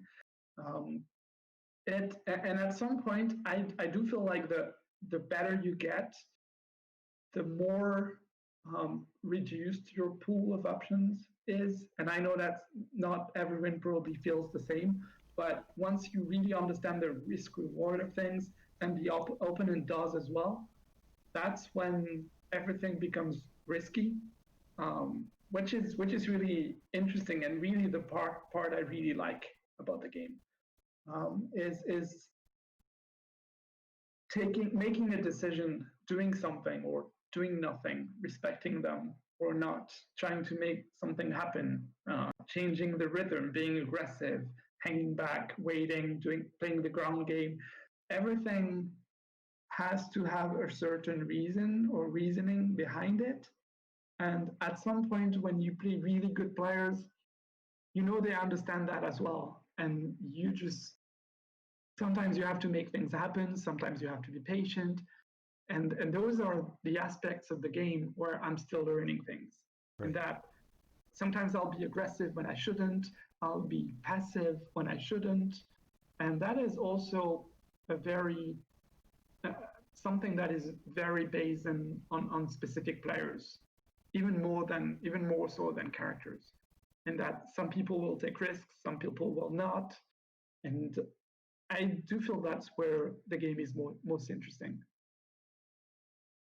Different approaches definitely make for very interesting dynamic between players in every situation. If you have Yeah. two people playing the same style, it's just as interesting as someone that is, super offensive playing against a very defensive player. And I love seeing the results of different playstyles clashing against one another because sometimes you think it may go a certain way, but it doesn't. And then because it's really dynamic, it changes over time. And that's something I really enjoy now. Probably even more than before is watching players that are completely different play against one another and trying to adapt to each other. So, what are like, would you say that, exploring the game and, looking for creative things is your strong suit when it comes to training mode? Like, do you go and you look for set plays, or do you mostly do it as like a, defensive check for your options? It is more of a defensive check, I would say. Like I know a lot of strong players have really advanced and defined set plays. I am not one of those players in that I know my options, but I am not the most precise in terms of, I don't know, distance, timing, and so on. So sometimes I'll miss. I'll try something and do it a little too. So that is a weakness, and I should work more on that, I feel. But it's also more of the execution side as well. But just a knowledge check of, for instance, being sure that I have the right timing to stick out a normal move on Oki to get out of grab, for instance, of a throw. Because that's something that I tend to miss sometimes as well, in that I know they're going to throw at the earliest possible timing, and I have to stick out that move that's, I don't know, a full framer or five framer or whatever, but you have to do it right away. There is no buffer um, in that case. So you Right. can double tap, for instance, but you still have to manually time it. And those things are things that I feel are really important in matches in terms of risk reward. And that if you miss that, then you're pretty much dead. Not because you're going to eat the grab, but because the opponent feels like the grab was the right choice and you couldn't read it. Right. And then it creates that sort of misunderstanding, misalignment is probably a better word for it, in that both you and your opponent have different views on what is happening, and those situations are situations I'm really scared of Right. because that means I can't read what they're doing anymore because their knowledge basis is different from mine. So I would say, yeah, I focus a lot on those specific situations. But if I'm being quite honest, I don't practice much, and not definitely not as much as I used to. I should spend more time on practice mode. But because my time has gotten really limited, I have children, full time job as well. So it is a challenge. And I do get more out of playing people than practice mode. Right. Not everyone learns or practices the same way. So like you Yeah. may you may get more out of playing people. A lot of people may get more out of playing people. And then you have, Frankie who talks about that he would rather stay in training mode and practice things other than, go and play online. So like, it not that he would rather do that than go and play people offline, because I don't know, right? Uh, he'll be a guest in the future and we can ask him about it. But um, But I everyone understand. approaches Yeah, things I differently. understand that. And it's funny because I mentioned Tekken. In Tekken 7, for instance, I do spend a lot more time in training mode than playing people.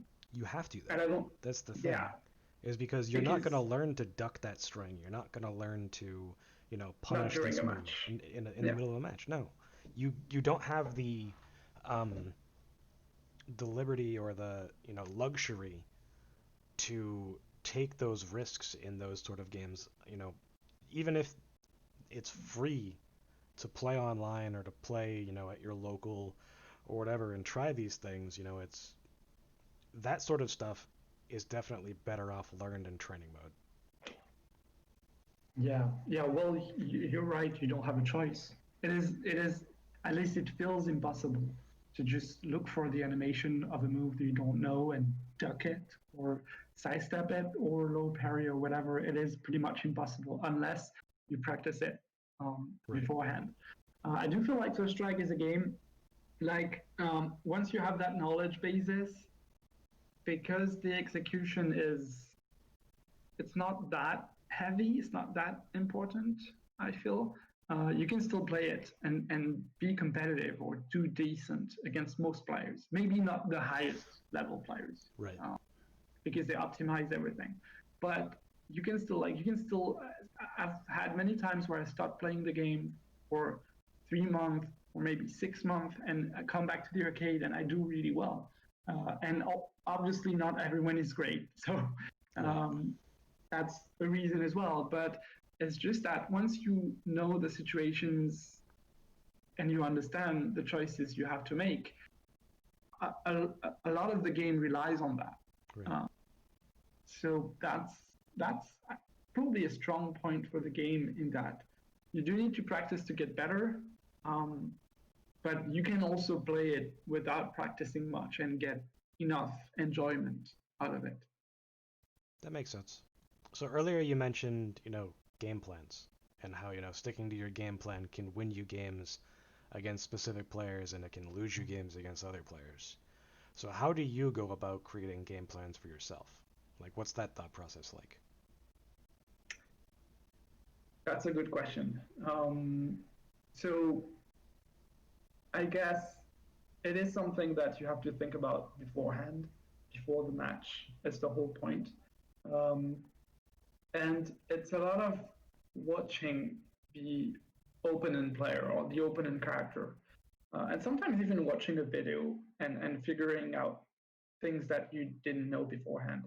Um, I do feel like it's a lot of thinking about the game without actively playing, just thinking about situations and risk reward and other things like meter gain and very specific things. In that, for instance, who is going to get the first meter? How important is that? Do you want to rely on Oki? Do you not want to rely on Oki? Are you comfortable playing the ground game, neutral game, as most people say now?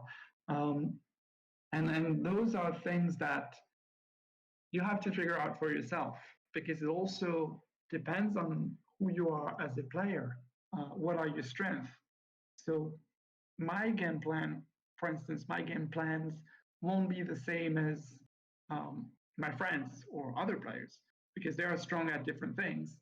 Um, so figuring it out, I think it's a lot of experience, but it's a lot of thinking about the game without, or just talking, discussing with other people. Right. Um, is how I would approach it. And that's a difficult part, because if you're by yourself, then you don't really have a way to do that. You need to have someone to challenge you or share knowledge. Uh, So another way that you can look at this is, adaptations, right? So what do you look for when making adaptations, and how do those adaptations change your game plan? Do you, see these adaptations that you have to make and be like, oh, that makes sense for me to do baseline in this matchup now?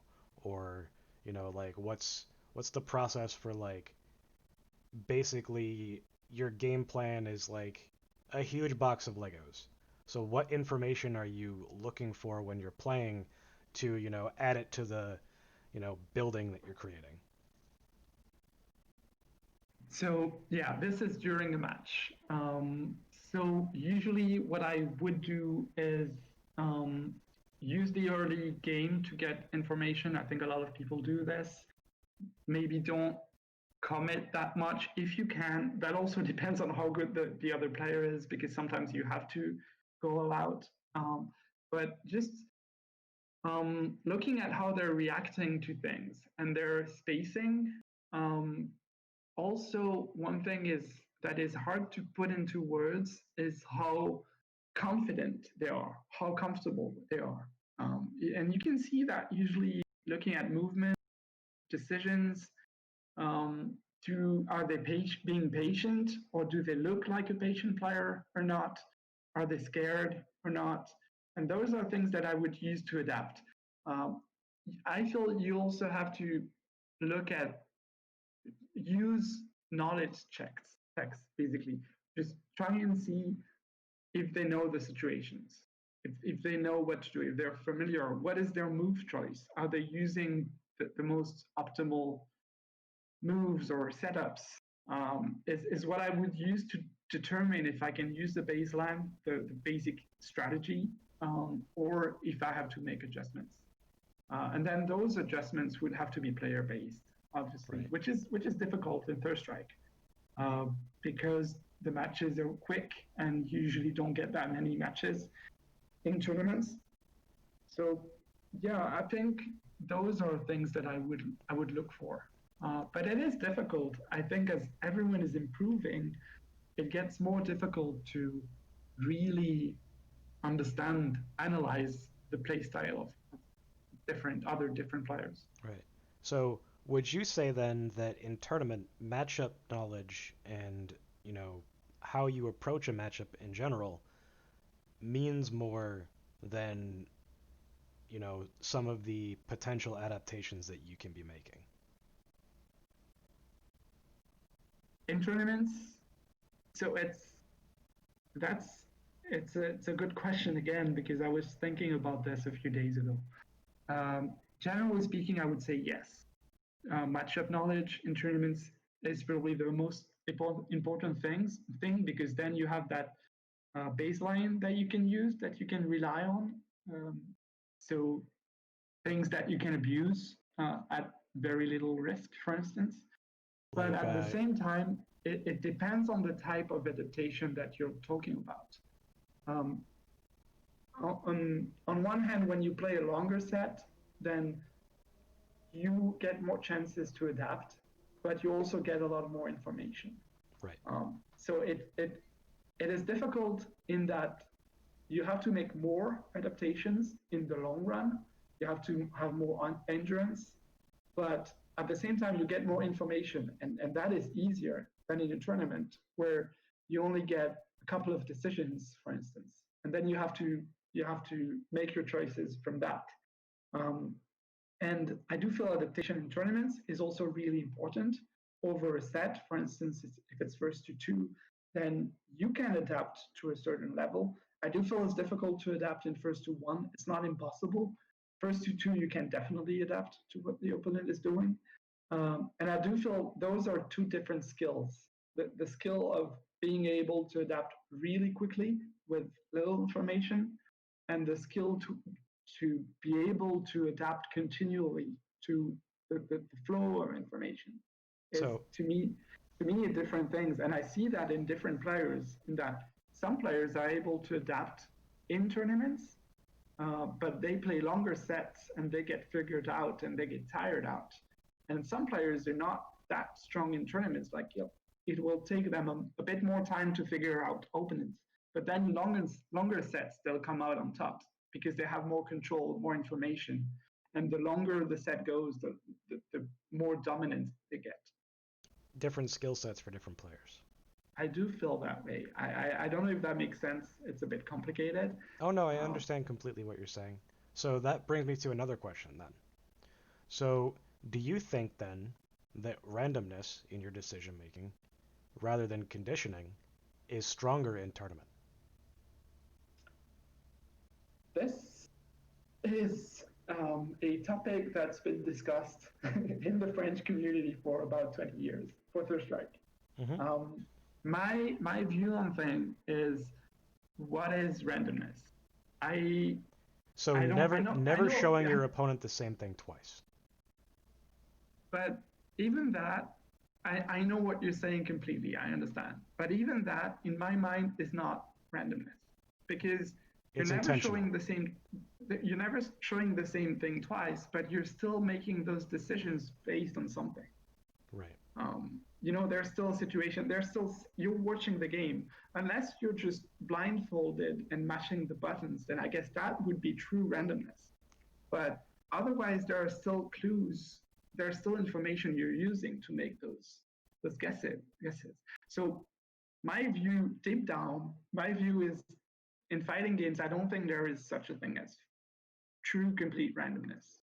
Uh, at the same time, I understand what you're doing is the process of um, making rash decisions, basically, not taking context into account. It is stronger in tournaments, that is undeniable. Um, because if you do that in a long set, then you're just going to get destroyed. Um, but at the same time, yeah, I do see players sometimes tell me like I lost because this guy did a random super or random DP or whatever. And at the same time, I understand the frustration, but it might not be as random as we think. Like maybe this guy felt at some point you were going to get aggressive because there are clues in the game that are showing you how the person feels. Right. Um, So I do feel that's a very interesting topic.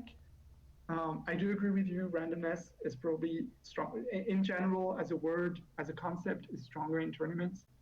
But I don't feel random players really get anywhere in tournaments either.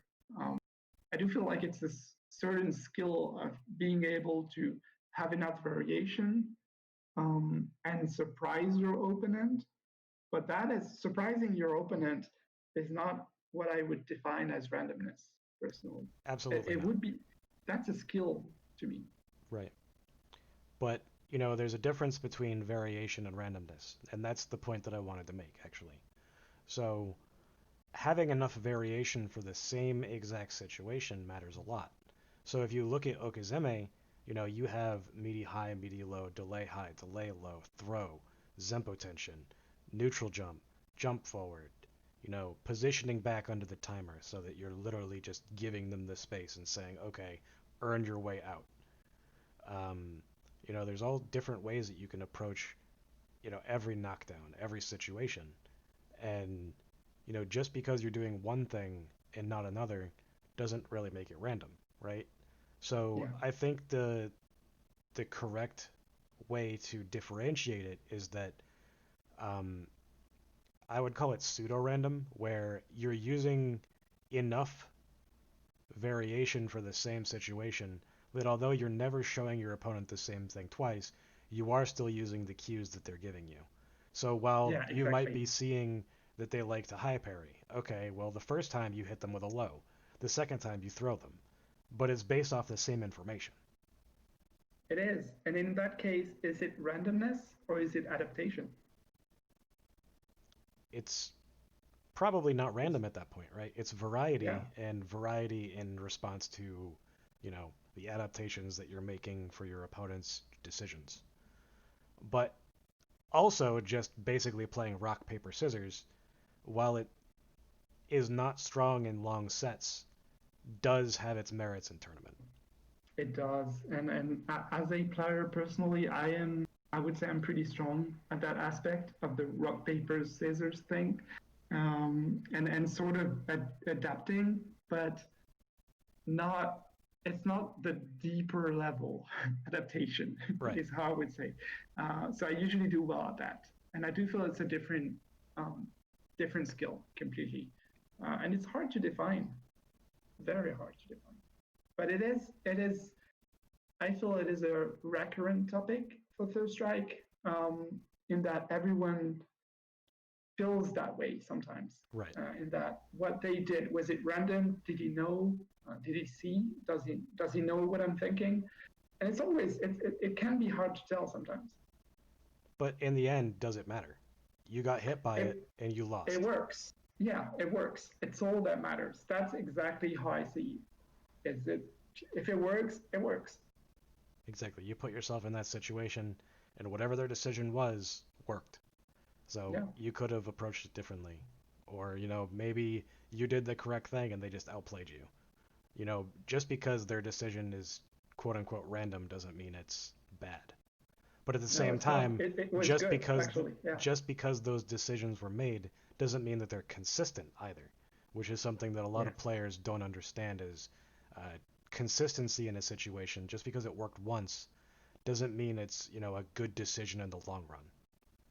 Yeah. Yeah, I do agree with that. I think it's a good decision in that context. For instance, in a tournament, at that moment, it is the right decision because it works. In a longer set, it might not be, and maybe you'd be figured out. But in the end, we can discuss this, and this is what we do with French players sometimes, is that we'll discuss a specific situation, and I do think that helps a lot to Right. learn the game. But at the same time, all that matters, like you said, is did it work or not? Did it land or not? If it did, then it was a good decision, is the way I see it. I understand what you're saying Mm-hmm. about longer sets. I think it's about context, basically context. Um, And also, just in and general, if you do something quote unquote random and it throws your opponent off, well, now they're thinking completely outside the box that they have no idea what you're going to do. So which if is they great. if they think that they're not in control anymore, then it can be debilitating. Exactly. And I do love that aspect. Like, I'm not saying I love randomness or being random, but I do feel there is more to the game than risk reward. To me, I feel three important pillars in Third Strike are patience. We've talked about it before. Hmm. Um, um, Variation, I guess, would be one, reading. But there is also that aspect of mental flow, like rhythm and um, confidence, and that it feels. I'm sure you've felt that sometimes in tournaments, in that your opponent can sometimes get really confident or Right. really comfortable, Hmm. and then you have to do something to break that out, like to make them stop or make them slow down or doubt themselves. Right. And then that's a good time to make a decision that's out of the box. Um, Dash up Tatsu. and yeah, well, that's fine. I mean, sometimes I, I've done a lot of, zeshus, like raw zeshus. People give me shit for that so much. It's a great tool. It's fine because at a specific distance, they cannot see it and react because it's quick. So if they're walking forward towards you, then they can't do anything. Like, they can't see it and block. It's Right. too late. If they're walking, if sometimes I see people just walking forward like I'd be scared, but I'm not. I'll do Zeshu and then back to the end of the screen. I'll get my meter and they lose. And Right. people get upset because yes, the risk reward is bad on paper, quote unquote bad, but that decision wins me the game. So it's a good decision in the end. And Right. then if they block it and punish, then it was a bad decision, is the But way I see it. but does that decision lose you the game is the question. If you have the life Exactly. lead to make it worth it, then it's not a terrible decision to make. No, it's It may fine. not be the best decision you could make, but best decisions are all context based. Best, And what I usually say is best decisions are predictable. Because once you understand the risk reward aspect, I do play some players, for instance, who try and play 100% based on risk reward. And textbook. then yeah, textbook. If I know that matchup, then I know everything they're going to do. And they cannot win because they're doing the same thing over and over. They understand the situation, but they don't want to take any risks. To me, that's an easy win. Right. And I know it's surprising because on paper they're doing all the right things, but if I can read them, they're not the right things. They're bad decisions. Right. So that's where variance comes into play. Where if they Yeah. don't have enough variation and they're playing too textbook, or even if they're, using the stronger of the three options in a given situation that may be from whatever textbook they're reading from, they still have those other two options that they're, avoiding because the third option is technically quote unquote better. Yeah. Yeah, exactly. So I see that with Chun players sometimes because she is the character that can really rely on risk reward, especially against two-thirds of the cast. I would say she can just play a basic game plan based on risk reward and win, Yeah. and they cannot really contest it. But if you're playing as Yun against a textbook Chun, and I've seen amazing players, like players with really good spacing and they're really smart and they understand everything and they punish all the dive kicks and stuff, know all the punishes for everything and are able to defend and get agent. But because they are playing so textbook and safe, you can figure out what they're going to do. And sometimes they're better players than me on paper, but I can win because I know the flow chart basically. Oh, they're at this range, and I'm gonna neutral jump, and oh, they're gonna standing fierce. Okay, well then I'm gonna jump back. They're gonna walk back to that standing fierce range. Oh, shoulder, trade, dash punch, Exactly. activate. Exactly. I love playing against those players because it's much easier for me. And then you go to Um, Japan, and then they refuse to press that button, and they're just like crouch medium kick, crouch medium kick, crouch medium kick, crouch medium kick. You're just like, and, God and damn then it, press something and, else. Nope. Oh. and then you don't know what to do. And then you're like, okay, dive kick? Nope, that gets back fierced. Okay, how about this dive kick? No, crouch medium kick super. Neutral jump nothing. Okay, they walk forward a little bit, neutral jump again. Well, I didn't parry correctly and I got stand fierce and now I'm in the corner. Well, shit. It is a difficult matchup, I feel.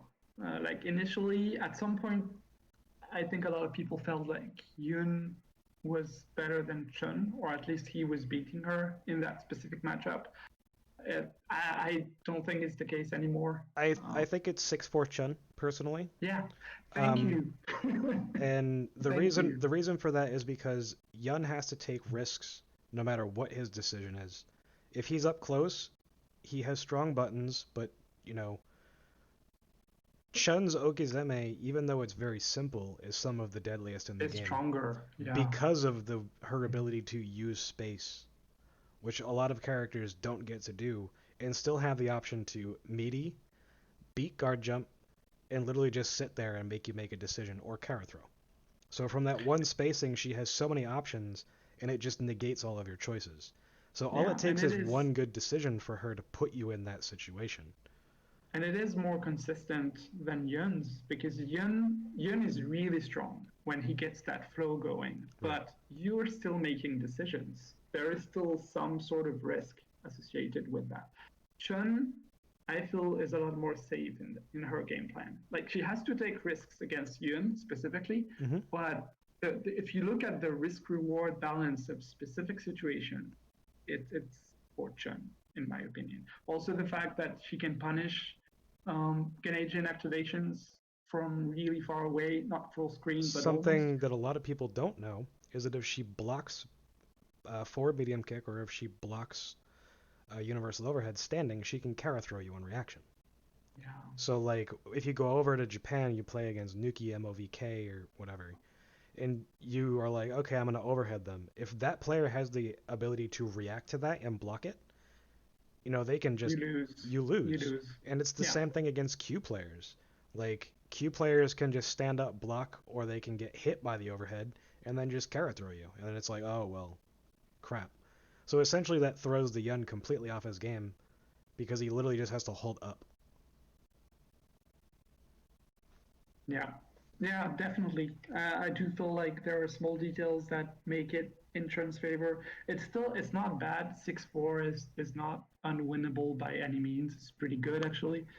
And I do feel like Yun is one of the best characters against Chun, but she's so strong. I think that it's a matchup that changes based on knowledge base more than almost any other matchup because if the Chun-Li player is not strong and the Yun player has any semblance of how to mount an offense, It's Chun-Li's easy. Chun-Li's Okizeme like on defense is very very not strong against Yun. Um, she has down jab, she has stand roundhouse, forward roundhouse or whatever, but like she doesn't really have good lows. She can wake up with crouch light kick, but it's not really something that you have to worry about. And then she has wall jump or whatever, but that's relatively easy to deal with, and you shouldn't be letting them do it for free anyway. So it's like if you can control the space that she, really isn't comfortable and isn't good at rock paper scissors, then it's really bad. And Zempo tension is so strong against her because you get left right set play if you really want it, or even if not, you get a lot of meter just from that one decision, and you can technically get back under her after the up kicks and force her back to the corner, and you basically just got 20-30% meter in life for free, and it just puts her right back in the same situation. Yeah, Rinse and repeat yeah, situations are very bad against characters with mediocre choices on their wake up against twins. So like yeah.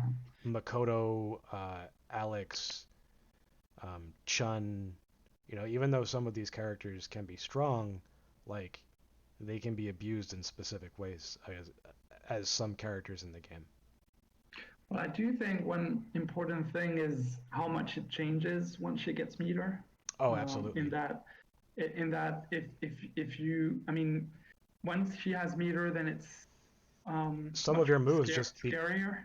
come off Yeah, the table. Like in neutral without meter from Chun, you can almost freely stand roundhouse. But as soon as she gets meter, you have to worry about her blocking it and punishing it on block with Yeah. super. It's the same thing Does, with does like forward fierce and stuff like that. does she have to be standing or can she be crouched? She has that I think it's +2 frames of block stun when she's crouching or Uh, standing roundhouse. I I don't believe remember. it's 1 frame Okay. um, of extra block stun. Her Ryu and Q. So standing roundhouse is -5. Her startup is 3 frames on her super. So yeah, even if she's crouching, she can punish it. Same with Okay. towards fierce is -7. So she can do it on crouch or on stand block. Yeah.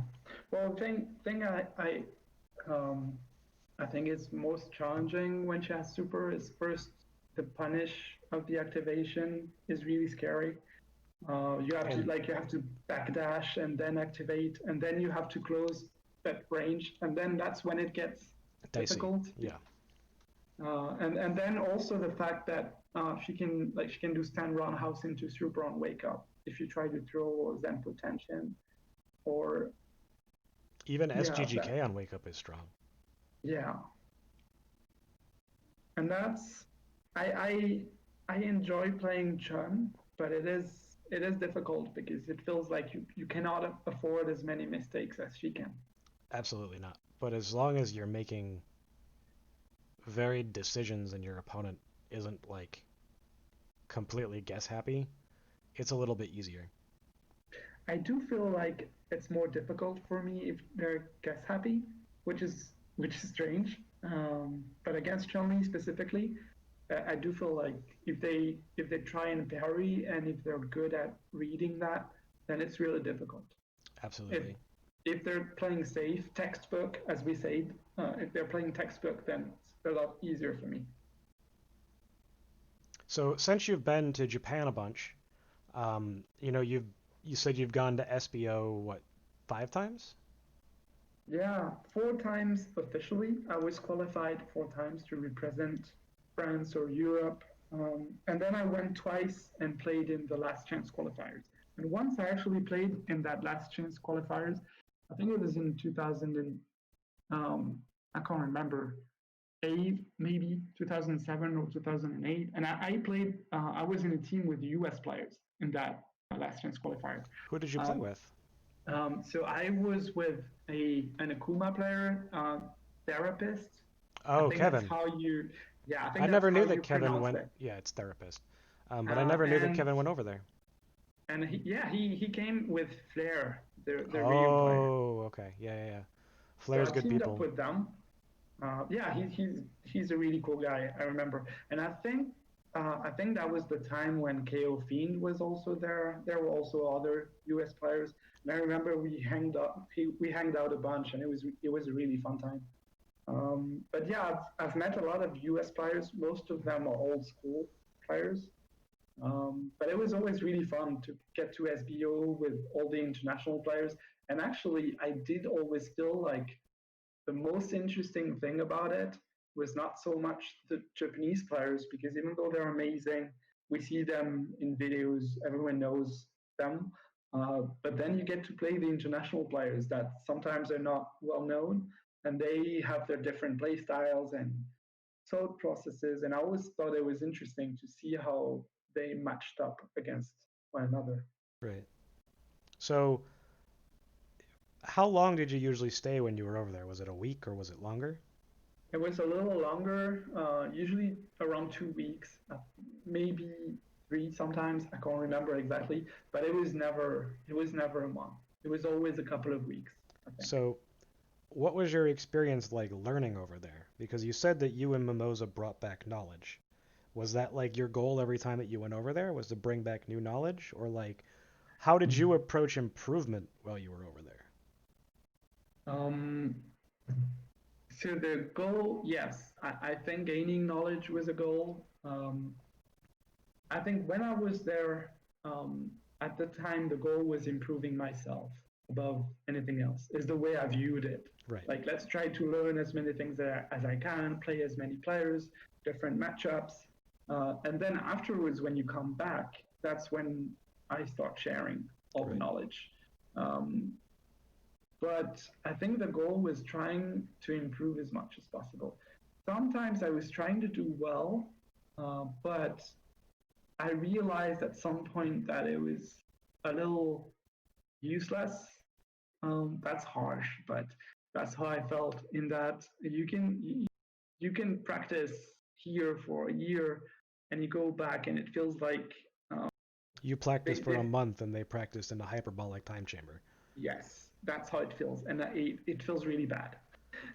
Even if you don't mind losing, it feels like whatever you're doing is not working. It's Right. not the case. It's just the environment, but that's how it felt to me. So at some point, it was just turned into just enjoying the experience, seeing the international players, and just having fun. Japanese players as well. Some of them I know well. So But earlier you yeah, had mentioned, perspective on your losses or your wins matters a lot, right? So a yeah. good example of that is last year when I went, I played in the East versus West, and then I beat Ochibi, and then the next person up was Thanatos.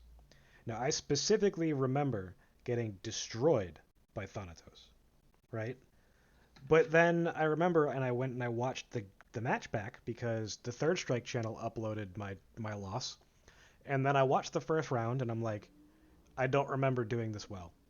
And then I watched the second round and I was like, I don't remember doing this well. Mhm. And then I get destroyed. And it's just like the one thing that stood out to me was me getting destroyed, making two wrong decisions and losing the game. Except I completely ignored how well I played before that. Yeah, because so I did have that same experience a few times.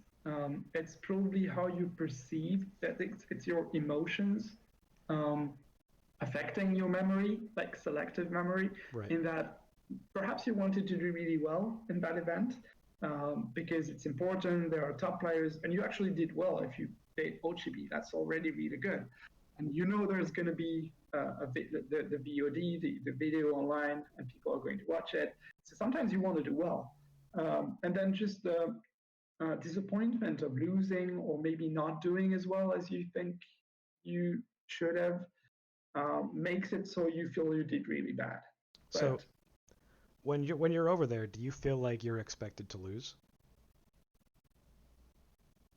I Or did you feel yourself that you expected to lose?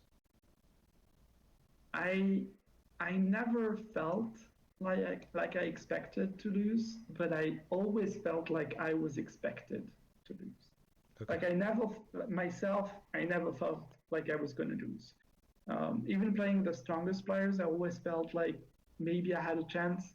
I would at least learn, and you always have to do your best. Right. So I never had that mindset, but I did always feel like you're such um, an outsider. Um, like everyone's expecting you to lose. Maybe not the Japanese players, just other people in France, for instance, because they know that we're not doing well in SBO, then they're always expecting us to do that.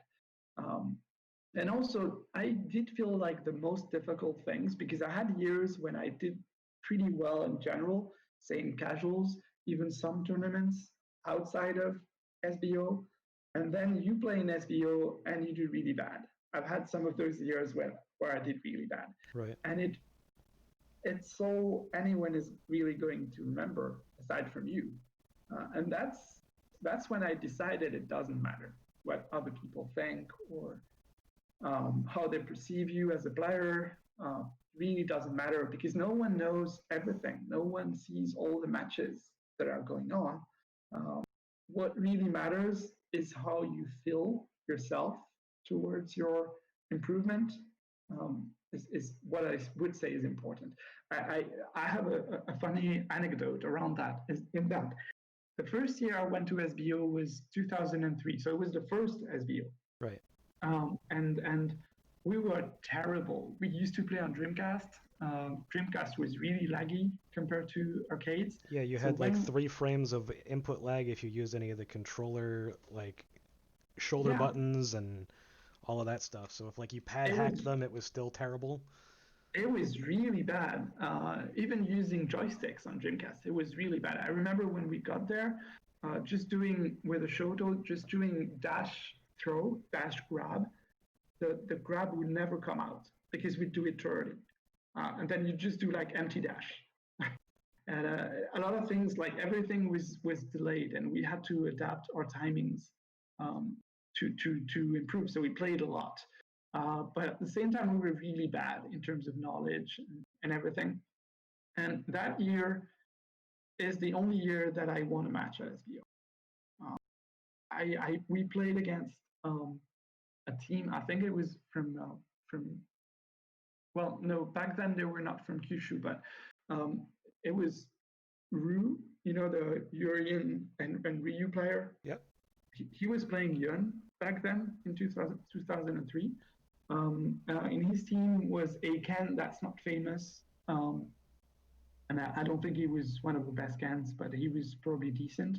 And then a Dudley player that was really strong back then. His name was Inaba. It's 178, and he was one of the top Dudley players back then. He's a Kyushu player. Yeah, yeah, and he was top of the Game Newton rankings back then. He was So supposedly really strong, and he played first, and he beat my teammate who was playing Urian, and then I went up against him and I won, and I was like, everyone was really surprised. I was really surprised myself because I know if we played a long set, I would have lost that, but it was FT1, and then I lost to the Ken player, who was probably not as strong as as the Dudley player, as Inaba. Um, and then we lost after that. But the other years, I was much stronger compared to that first year because I had much more experience, right. and I couldn't win again. Like 1 year, I got completely destroyed by Sugiyama. I had no knowledge of Necro at all. Got completely blown up, and that was the year I was actually doing well in general. But just that SBO performance was really bad. And then 1 year I played Yuki Otoko, the Koki player. I Hmm. did well, but I mistimed a few Zenpo tensions that probably would have gotten me the match, the game. But they whiffed, and then he beat me. But then again, I do think he's a much stronger player, so I was okay with it. But it's just that pressure of both it being single match, single elimination, and you being in that foreign environment. Uh, it's really hard playing in a different country. I think a lot of people also don't realize that when you go to a different country to play Third Strike, it is everything is different. The language is different. The culture is different. Sometimes you don't know the people. You may not be as comfortable as you are playing at home, for instance. Hmm. And that was always really interesting.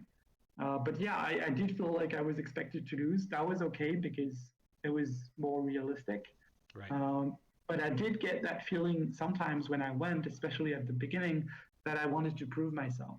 And now looking back on that, I feel that was probably the wrong way to look at it because it doesn't really matter. What matters is what you think and how comfortable you are with the way you're playing, and if you are having fun and meeting people and making friends. Is Do how you I see it now. do you notice yourself playing completely different as soon as you step off that plane? Uh, you mean in As Japan? as far as your decisions go, like when I, as an example, when I play over there, I actually block, which is a miracle to a lot of players. I I usually I haven't had that experience much. I usually play the same, um, but I do feel like my game adapts, like changes a lot over the days, Hmm. over the period. In that, obviously you'll improve a lot, but also it's similar to what you said, maybe being a bit more risk averse, uh, Right. because they will punish and because average players are stronger than in other countries, and if you're not careful, you can lose to them. Uh, it just everyone being stronger makes you play safer, I Right. guess. And you also feel the weight of your decisions a bit more probably because you're not in that same environment. But overall, probably not as much as you're saying. But I usually do a lot of blocking. Um, I'm a huge fan of blocking. Earn that way to open me up. Um, did you get taken under the wing of any players while you were over there? Or was it more along the I lines of like just you were there yourself and you had to learn from your own experiences? both. At first by myself. I think the first time we went, we didn't really bond with other players. Culturally, Japan is different. Hmm. Especially back then, it was almost 20 years ago. Um, so most people wouldn't speak English. There was a bit of a barrier. They were really polite and everything. It was fine, but it was more difficult to make friends. When I came back the second year, I think that was 2006, I met Issei, and his English was already really good, and he was playing young, So obviously. that's Uh, right before he went to the US. I think so. Yeah, I think so. And so it was around SBO time, and I did speak with them a lot. And yeah, I would say he gave me some advice, and that was really useful. And just having someone to translate and help made it a lot more fun because you'd feel less isolated. Right. So it was great. I remember he did give me one piece of advice, for instance, that really stuck with me. I still remember that after 15 years. What is it? I was telling him that I was struggling against Ken. Like I hated playing against Ken back then. I don't I now, still but hate it but play against Kent, but you know, that's I okay. can understand that. But I'm fine with it now. And he told me a piece of advice that was actually a little cryptic. He said against Ken that standing medium punch chain is really strong. And then I couldn't figure it out. Like I was just thinking myself, it sounds really basic. What does it mean by that? If I just use a chain, then it doesn't really do anything, and they can red parry and whatever. And then after a few days, I realized, and maybe that was watching him or someone else play, that what he meant was defensively, you can use the chain. If they try to low parry, then you'll hit them and get some space. And that was something I was not using back then. That And it completely shifted my game plan against Cam, and it made it really easy because I was not using that defensively. Uh, so my defense was really weak are in you that talking they about could, on Okizeme or just like if yeah, they're walking up in your yeah, face or yeah, on Okizeme defensively. Uh, and that usually when I would throw out a move when I woke up, it would be something that you could low parry. right? And that made it really simple to pressure me. Basically, I would sort of respect the the opponent too much on wake up, And with and Ken's that throw being so strong as, you know, a way of mixing you up, it yeah, it's a risk to, you know, do a standing light punch or a standing light kick because both are high and low parryable. exactly, Another exactly. another thing about that is underappreciated is while that one little bit of advice shows you how strong it is in that one situation, I actually watched Ushi play against a Ken. I forget who it was, or it was Sho. It was one or the other. I forget. But they use medium punch, fierce punch target combo at max range, where only two hits will hit, to push them out of range of crouch medium kick to force Kens to move. So which they is which is really good. Yeah, right. So it also puts them at a range where, you know, they can do walk forward max distance crouch medium kick, walk forward down parry, you know, neutral jump, which would deal with Ken's trying to do like walk up crouch medium kick, you know, a lot of different things. And then Issei showed me another thing where if you land target combo, so you know how one of the ways that SA3 Yang works is that when he gets a knockdown, he can activate super and eat the input for the quick rise? yeah.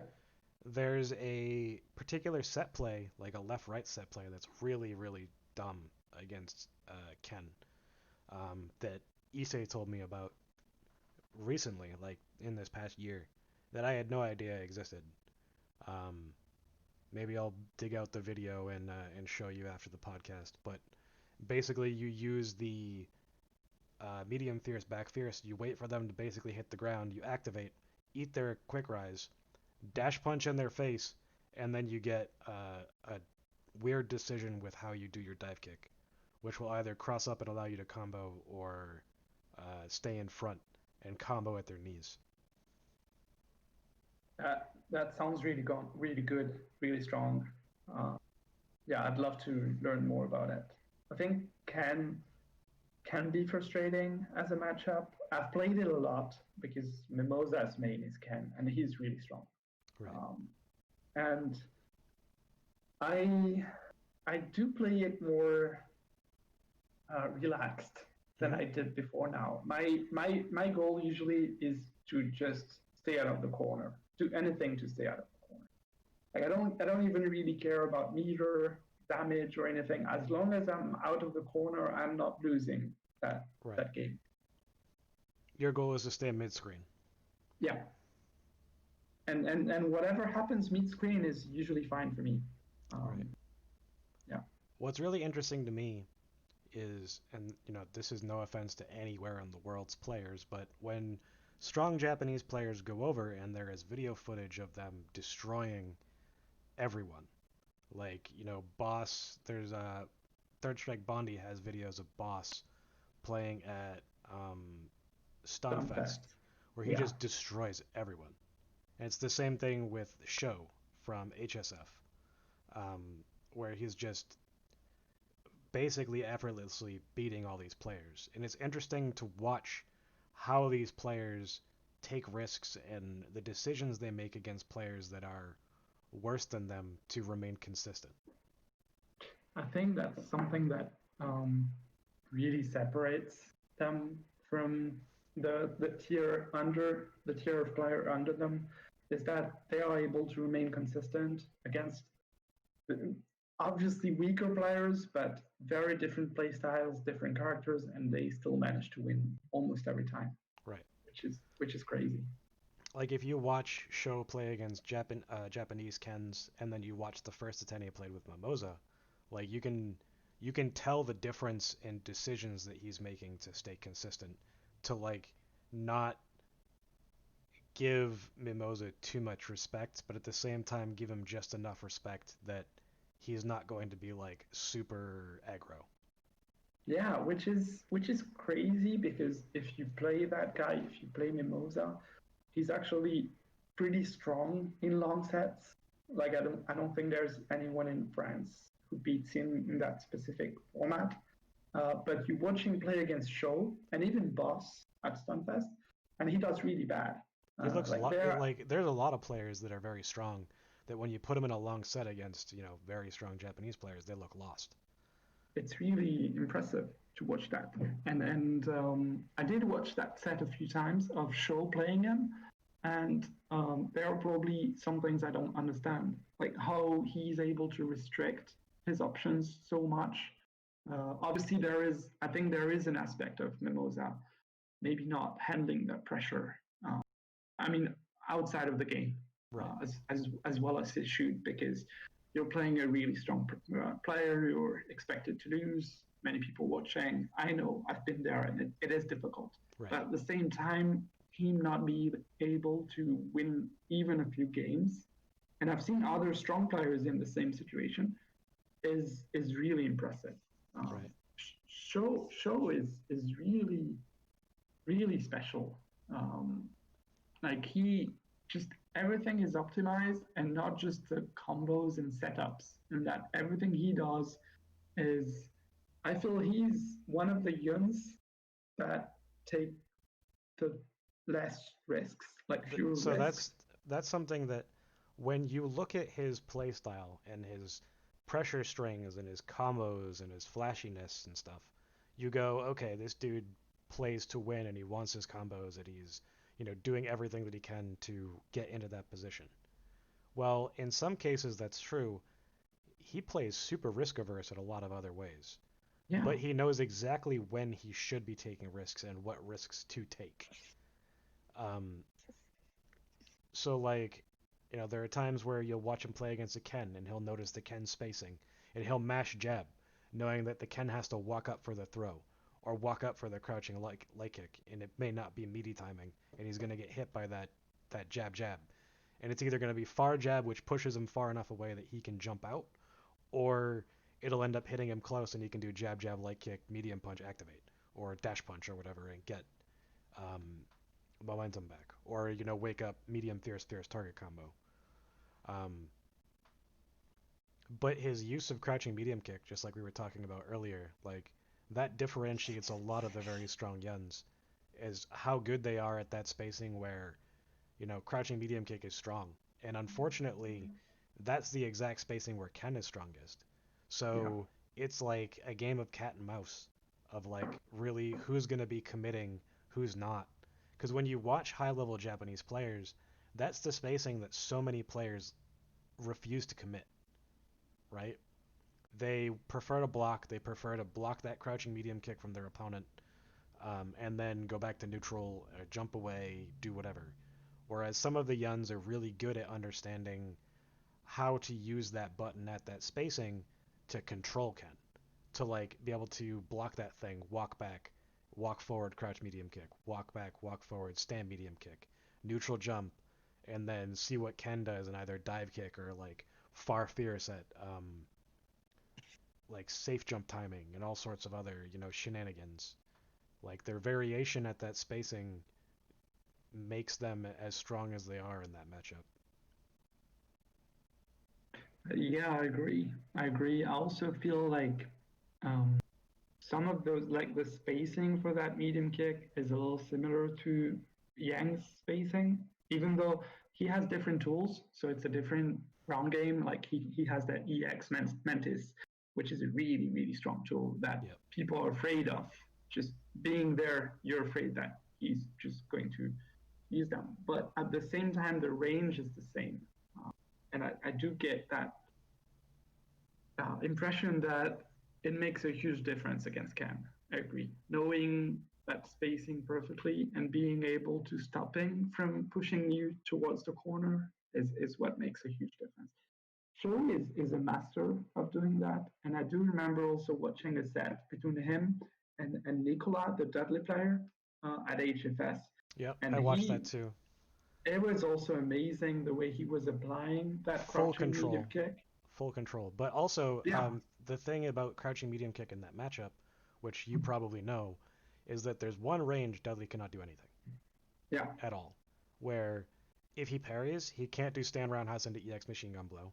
His only choice is to attempt to do sweep. And if Yun reads the sweep and does dash punch, it beats the startup of yeah. the sweep. So you sort of So, have a mind game behind there. Even if he parries, nothing is guaranteed. and if he blocks, Um, it's free meter, and if he hits, it's confirms Esho. So then yeah, it's but like it's really hard for the Dudley if the Yun knows what he's doing at that it one is. spacing. But when I'm playing against Nicola, and I don't play him often, but usually he's able to parry or just get that initial parry. It doesn't really. I mean, it matters for the result of the match whether he parries the whole thing or gets the right decision. But just being able to sense that poke, that crouching medium kick, and parry when I'm going to do it, it is usually impressive. Watching him against me, he can do it.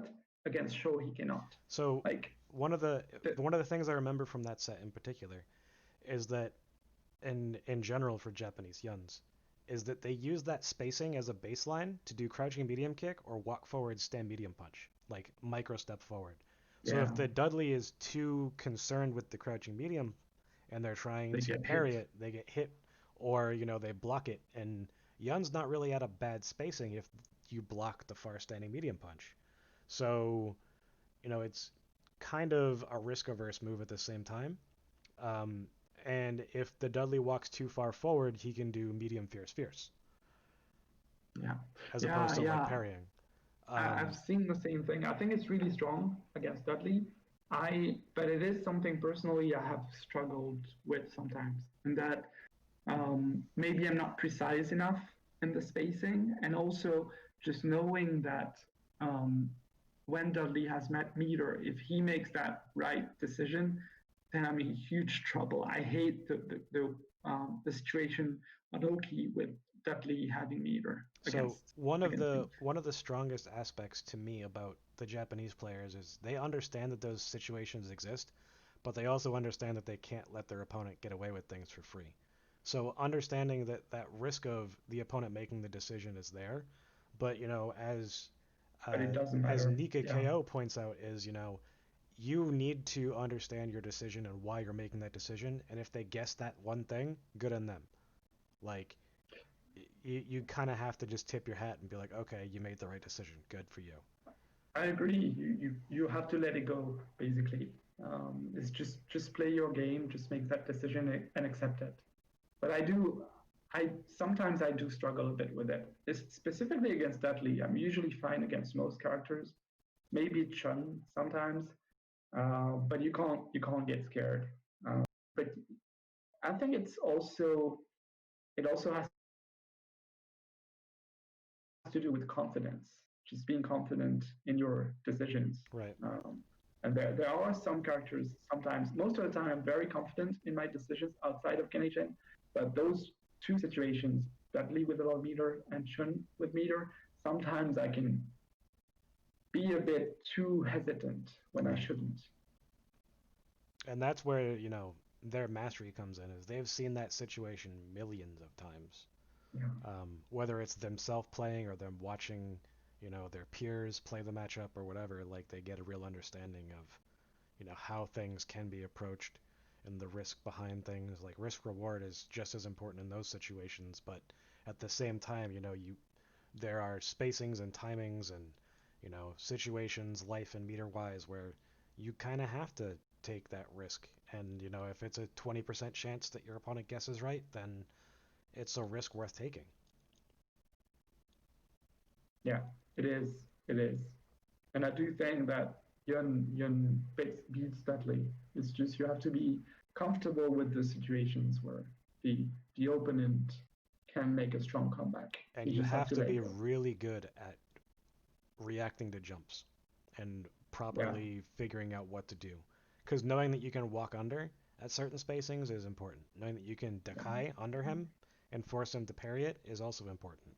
Knowing that if he jumps over you when you do that and he does stand, jump fierce so that he's off the ground, knowing what button you're pressing and how far he's going to be away and what your next decision needs to be based on that.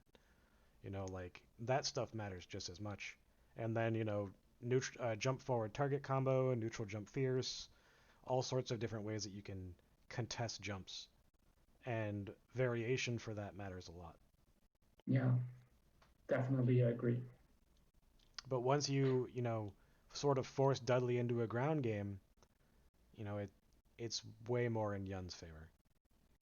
Yeah. I do feel that way, and I see other young players doing better. It's also probably a playstyle thing, Right. in that sometimes I like to get in there a bit too much, and against some characters like Dudley, it's not optimal at all. Like if you give him one chance, you can lose, Yep. and sometimes you should focus on not giving anything away. Right. And it's In that, deceptive too, where like sometimes you'll be like, okay, well he doesn't have enough meter for it, and then he gets a parry into standing roundhouse, yeah, and then he gets meter I from hate EX it. machine gun blow, and you're just like, that was a mistake. Yeah, I the thing I've struggled with is um, learning the risk reward uh, of all the situations. Because as you said, it feels to me like he always has at least an EX, Right. a bit of meter. It's really easy for him to get that. And then he just pushes you to the corner right away. And also if you get hit with a super, then you're in big trouble.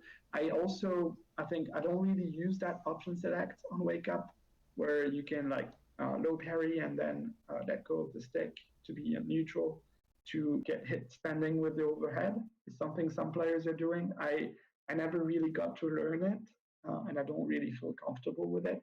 That So leaves I you open to do, short shorts, so I mean it's yeah, and even standing around house, ducking super or whatever. yep. So it's not foolproof. There are many ways to beat it, but well, the way it's supposed to work is if you low parry right before you wake up and then hit neutral, it will parry low short short.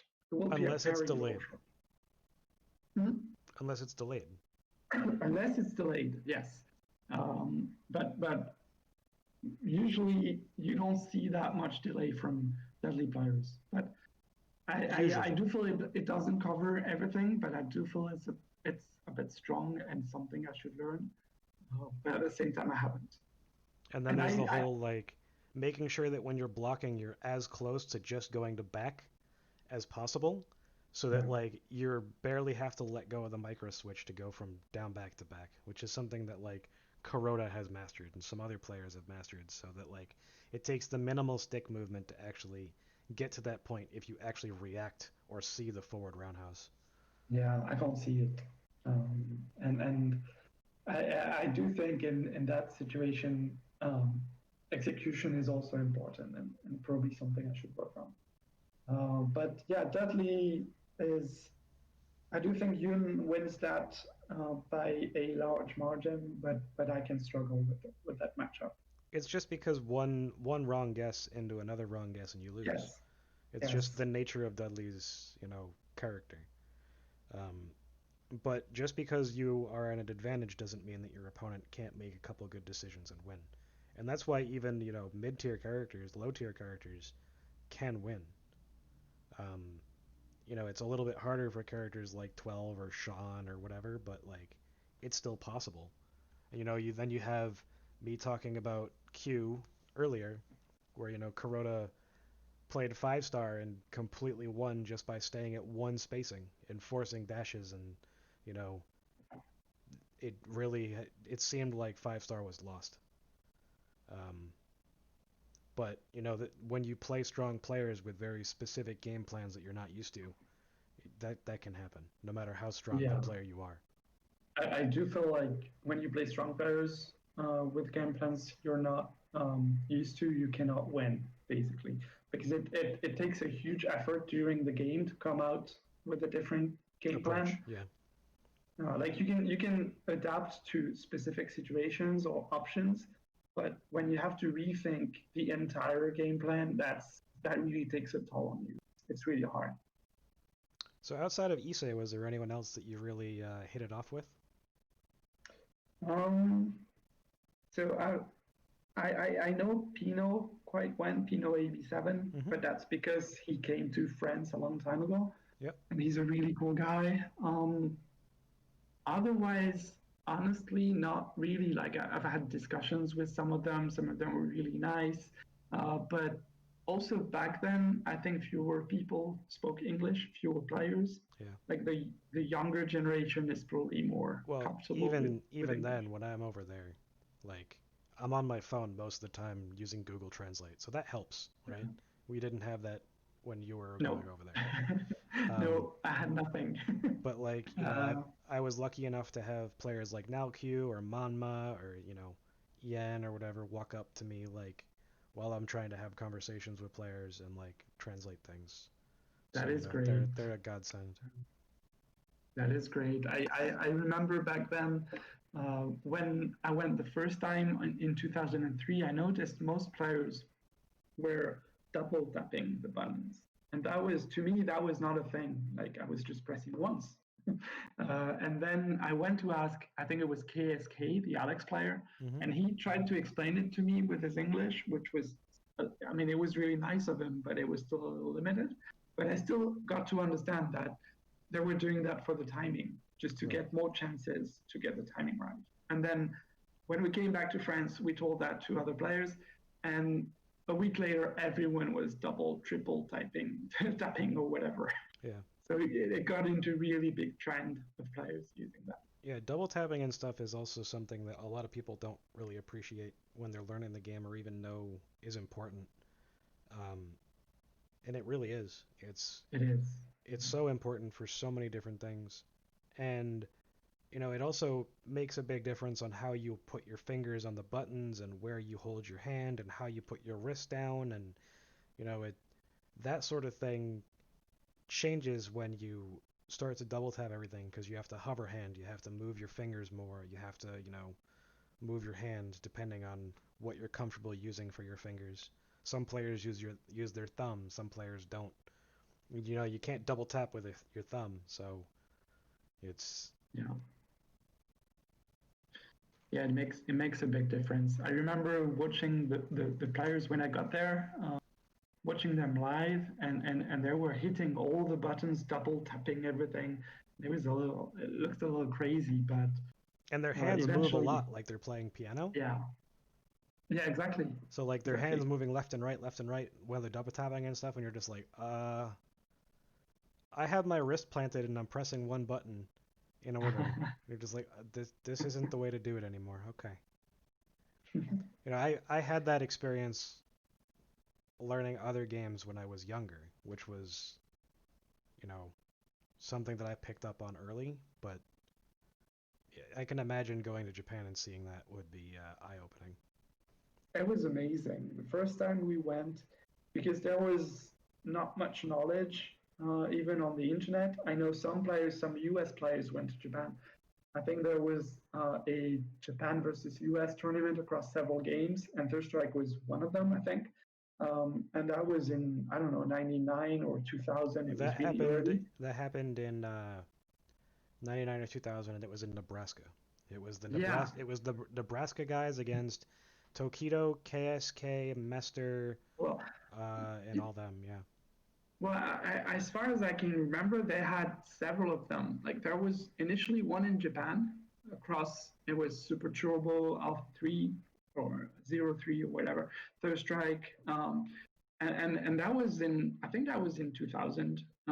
There was one at one of the evolutions. I think it was 2002, maybe. Um, that's the one where people found out about the Urian unblockables That was from Takedo. 2003. 2003, yeah. And then there was that one in Nebraska. And I think that was That was after really no, 2000. no, that was earlier than that. Yeah? Yeah, Okay. that was one of the Wow. first times that you know, Japan came over here. It was uh, Kuni, the Yeah, I Super know Turbo him. Yeah, player, yeah. and KSK, and I think like the Cameron explains it, or Cameron Buckner, Blood Urian, explains it that like he and a couple other people were just like talking mad shit online, on like BBS and stuff, and the Japanese players were like, they what? They think they're better than us? Yeah, no, let's go shut them up or something like that. But yeah, I do remember that during those times, it was the information online was really limited. Even about Japan and the players, like you learned about those robo tunes. They were saying because they would confirm crouching medium kick every time, which was something other countries were not really doing back then. Hmm. So it was the knowledge level was really low. And so getting to Japan and seeing all the players do all these crazy things that people didn't know about was really fun, really eye opening fun. Was there any arcade that you preferred to go to? Um, I so I Because I do mean, like Game Newton. you went over there when G Vision was still a thing. Yeah, G Vision. So G Vision, Gamers Vision was amazing, but there was also a lot of smoke in the arcade, Oh yeah. and that was pretty bad. So I loved going there. The players were amazing, and you'd play all night. It was really fun. But I do like the arcades that are a bit more open, like you get more space Yeah. and less smoke. Like the new Game Newton, the Oyama Yep. location, I think is really nice because you have a lot of space. Um, I did like GameSpot Versus, obviously, but it That is one gets also smoky. cramped. Yeah, it gets smoky and a bit cramped. But I do like the atmosphere in that one the best, I think. It feels really underground, um, like really passionate and a bit special. If you don't know where it is pretty hard to find, and Yep. it feels like a secret location, sort of. I like that aspect. You go up the Um, elevator and you're just like, oh. yeah. Well, I think those would be the main ones. Yeah. So who are your favorite players to watch over there, regardless of the character they played? Um, And who specifically was your favorite like top two Yuns to watch while you were over there? so favorite player overall is Boss, Okay. with any character, just the play style. And I learn things from watching him play. I think he's really smart. And I don't know, I just resonate with his play style, I think. I really enjoy watching him play. He feels right. Like he's not, he loses a bunch as opposed to other safer players. But when he gets his reads right, then it feels really fun to watch. See, and his spacing is really, really fast as well. So I Right. really like Boss. I think he's a pretty nice guy as well. Like he really likes the game, and he's been playing for such a long time. So yeah, I'm a big fan of him. Yeah, he was Um, really he was nice to me, and he's answered some of my questions on Twitter, even though it would take him a couple weeks to like translate everything. he's really nice. Yeah. I do remember specifically, even offline, I sent him a message on Twitter as well. That was back when the 360 port was announced, the online edition, because he had played the game before release. And I wanted to ask him how it is, like how close to arcade is it? And he answered in English. And I know he doesn't speak much English, so I thought that was really nice. And he said he couldn't really speak about the game, like they signed an NDA or something. And I thought it was pretty nice that he even took the time to reply to me because Right. I didn't know him that well back then. He's always been really nice, even when we first got to Japan. Like he couldn't speak English, but he will always wave to us and say hi, and that felt pretty cool. Um, Right. because It some of made the you feel players appreciated and wanted to be there. exactly because some of the players are probably a bit more shy, or some of them don't care if you're Hmm. there or not. So it's nice when you can see some of the top players showing appreciation for the effort that you're Right. making. Because sometimes you can also get the feeling that some of them might not understand that it costs a lot of money, and you get there. Even playing in arcades also costs a lot of money because you're going to be losing a lot. See, the people who go to Japan for Third Strike are really special. They're really passionate people. Right. Um, That's one of the and things that they noticed about me too, is that like this guy is at arcades at 12 hours a day. Like, give him a little bit of respect. exactly, exactly. And I think they do that now. I think they give a bit more respect than initially, which is great. And so to go back to your question, favorite young player, that's a really hard one because I think it's changed a lot over the years. Initially, I really liked Mester. I still like him, obviously. Yeah, he's fun to KO, watch. KO. Yeah, he's fun to watch and also a nice guy. I loved KO as well. Even OGB, many young players.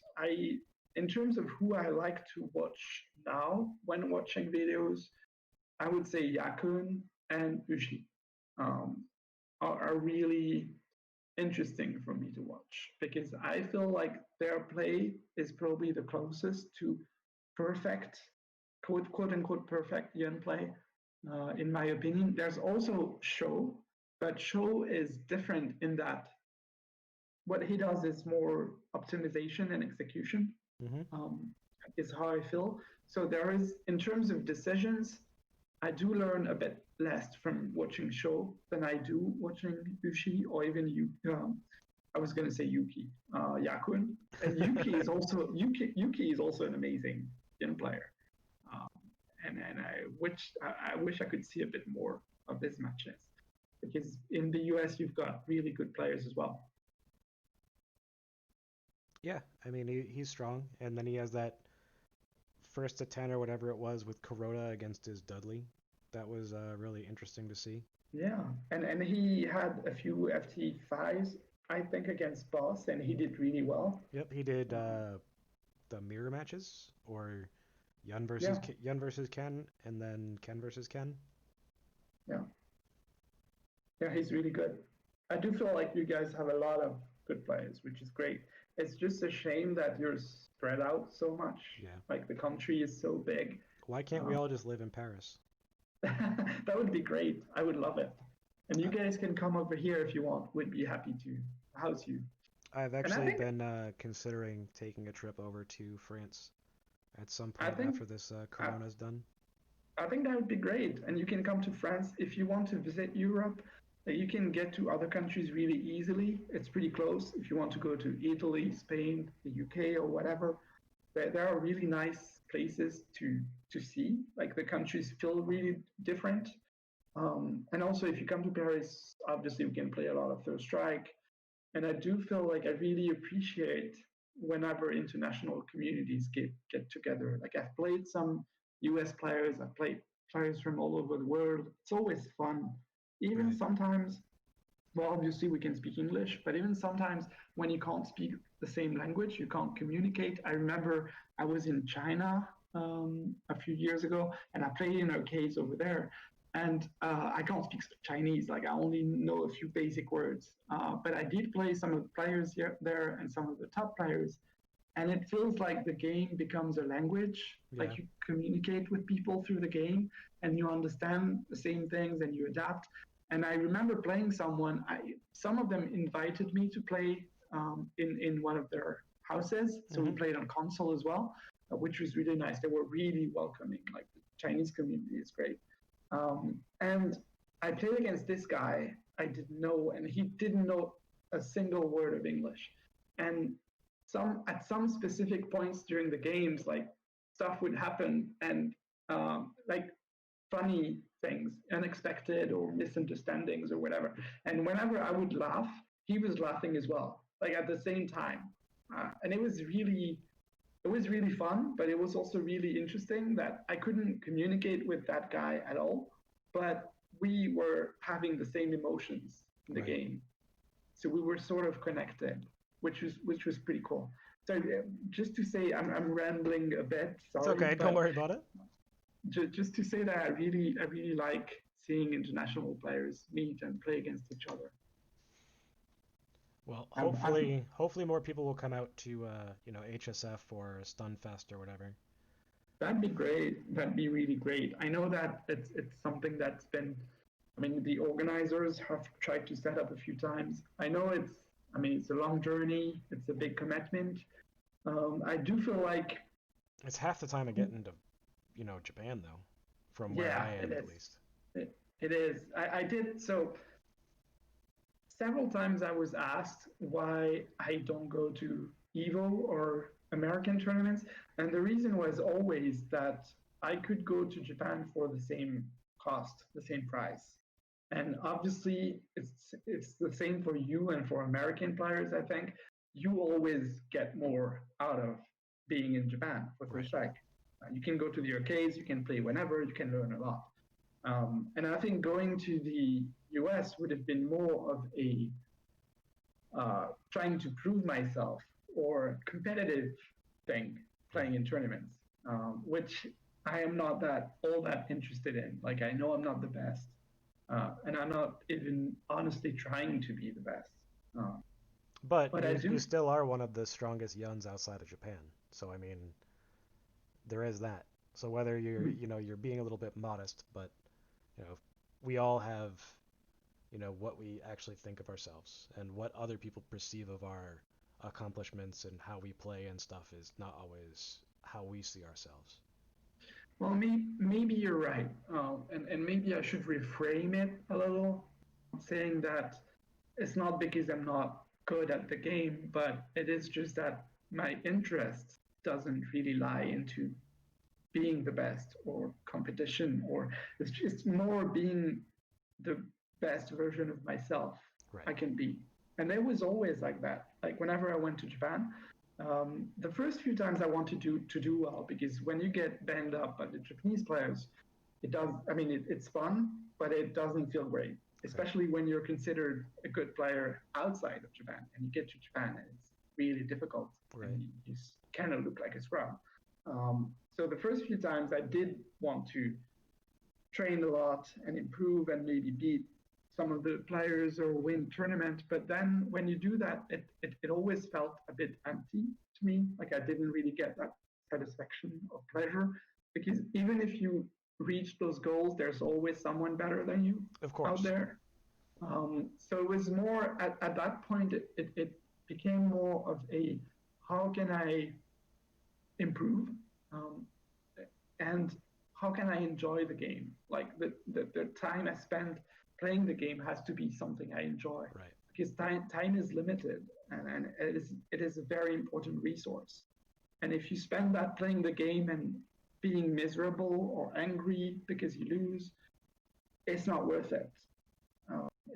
Is the way I view things. But Right. I do know some players don't feel that way.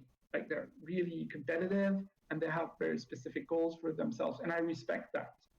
It's I think it's a great thing. Um, so do you have any plans on going to Co-op Cup?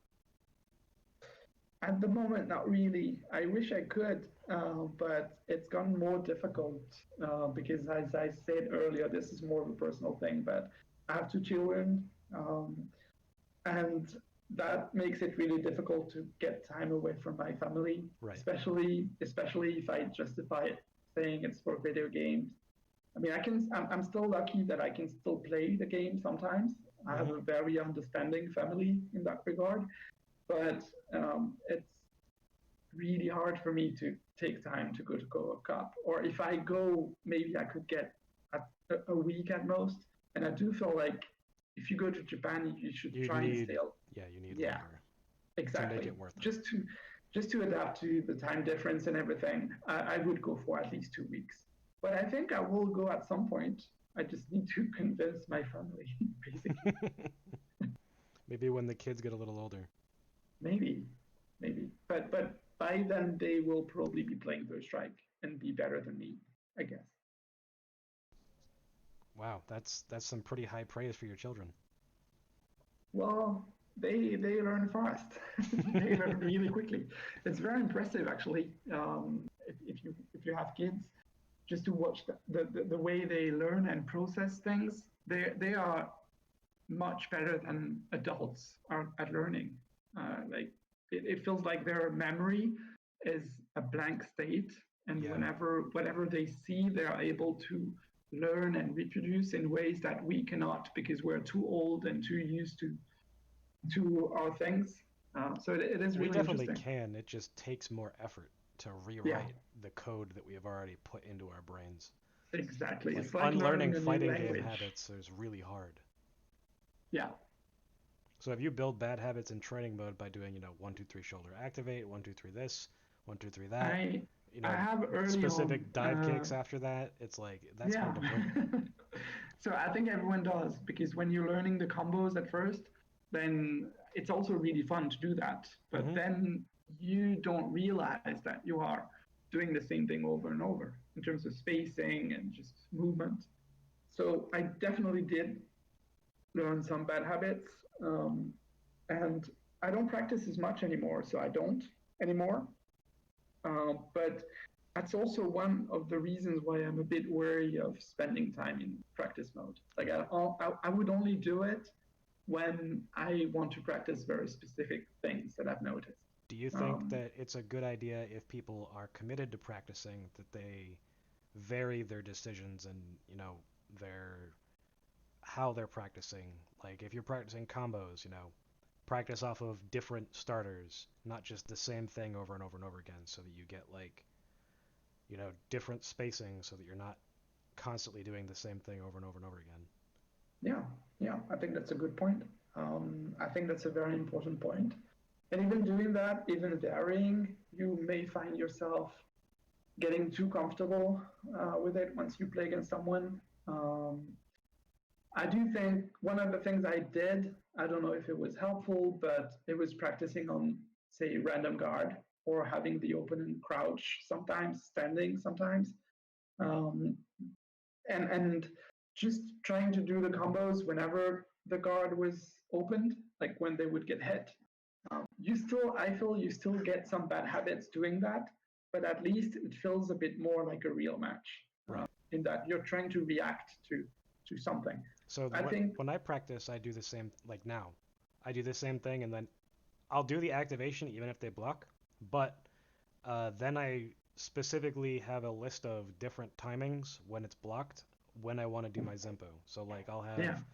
you know, uh, like a randomized list of, 3 seconds, 3 seconds, 7 seconds, the end of Genei-Jin, immediate Zempo, and then that way I get a chance to practice all the Zempo combos.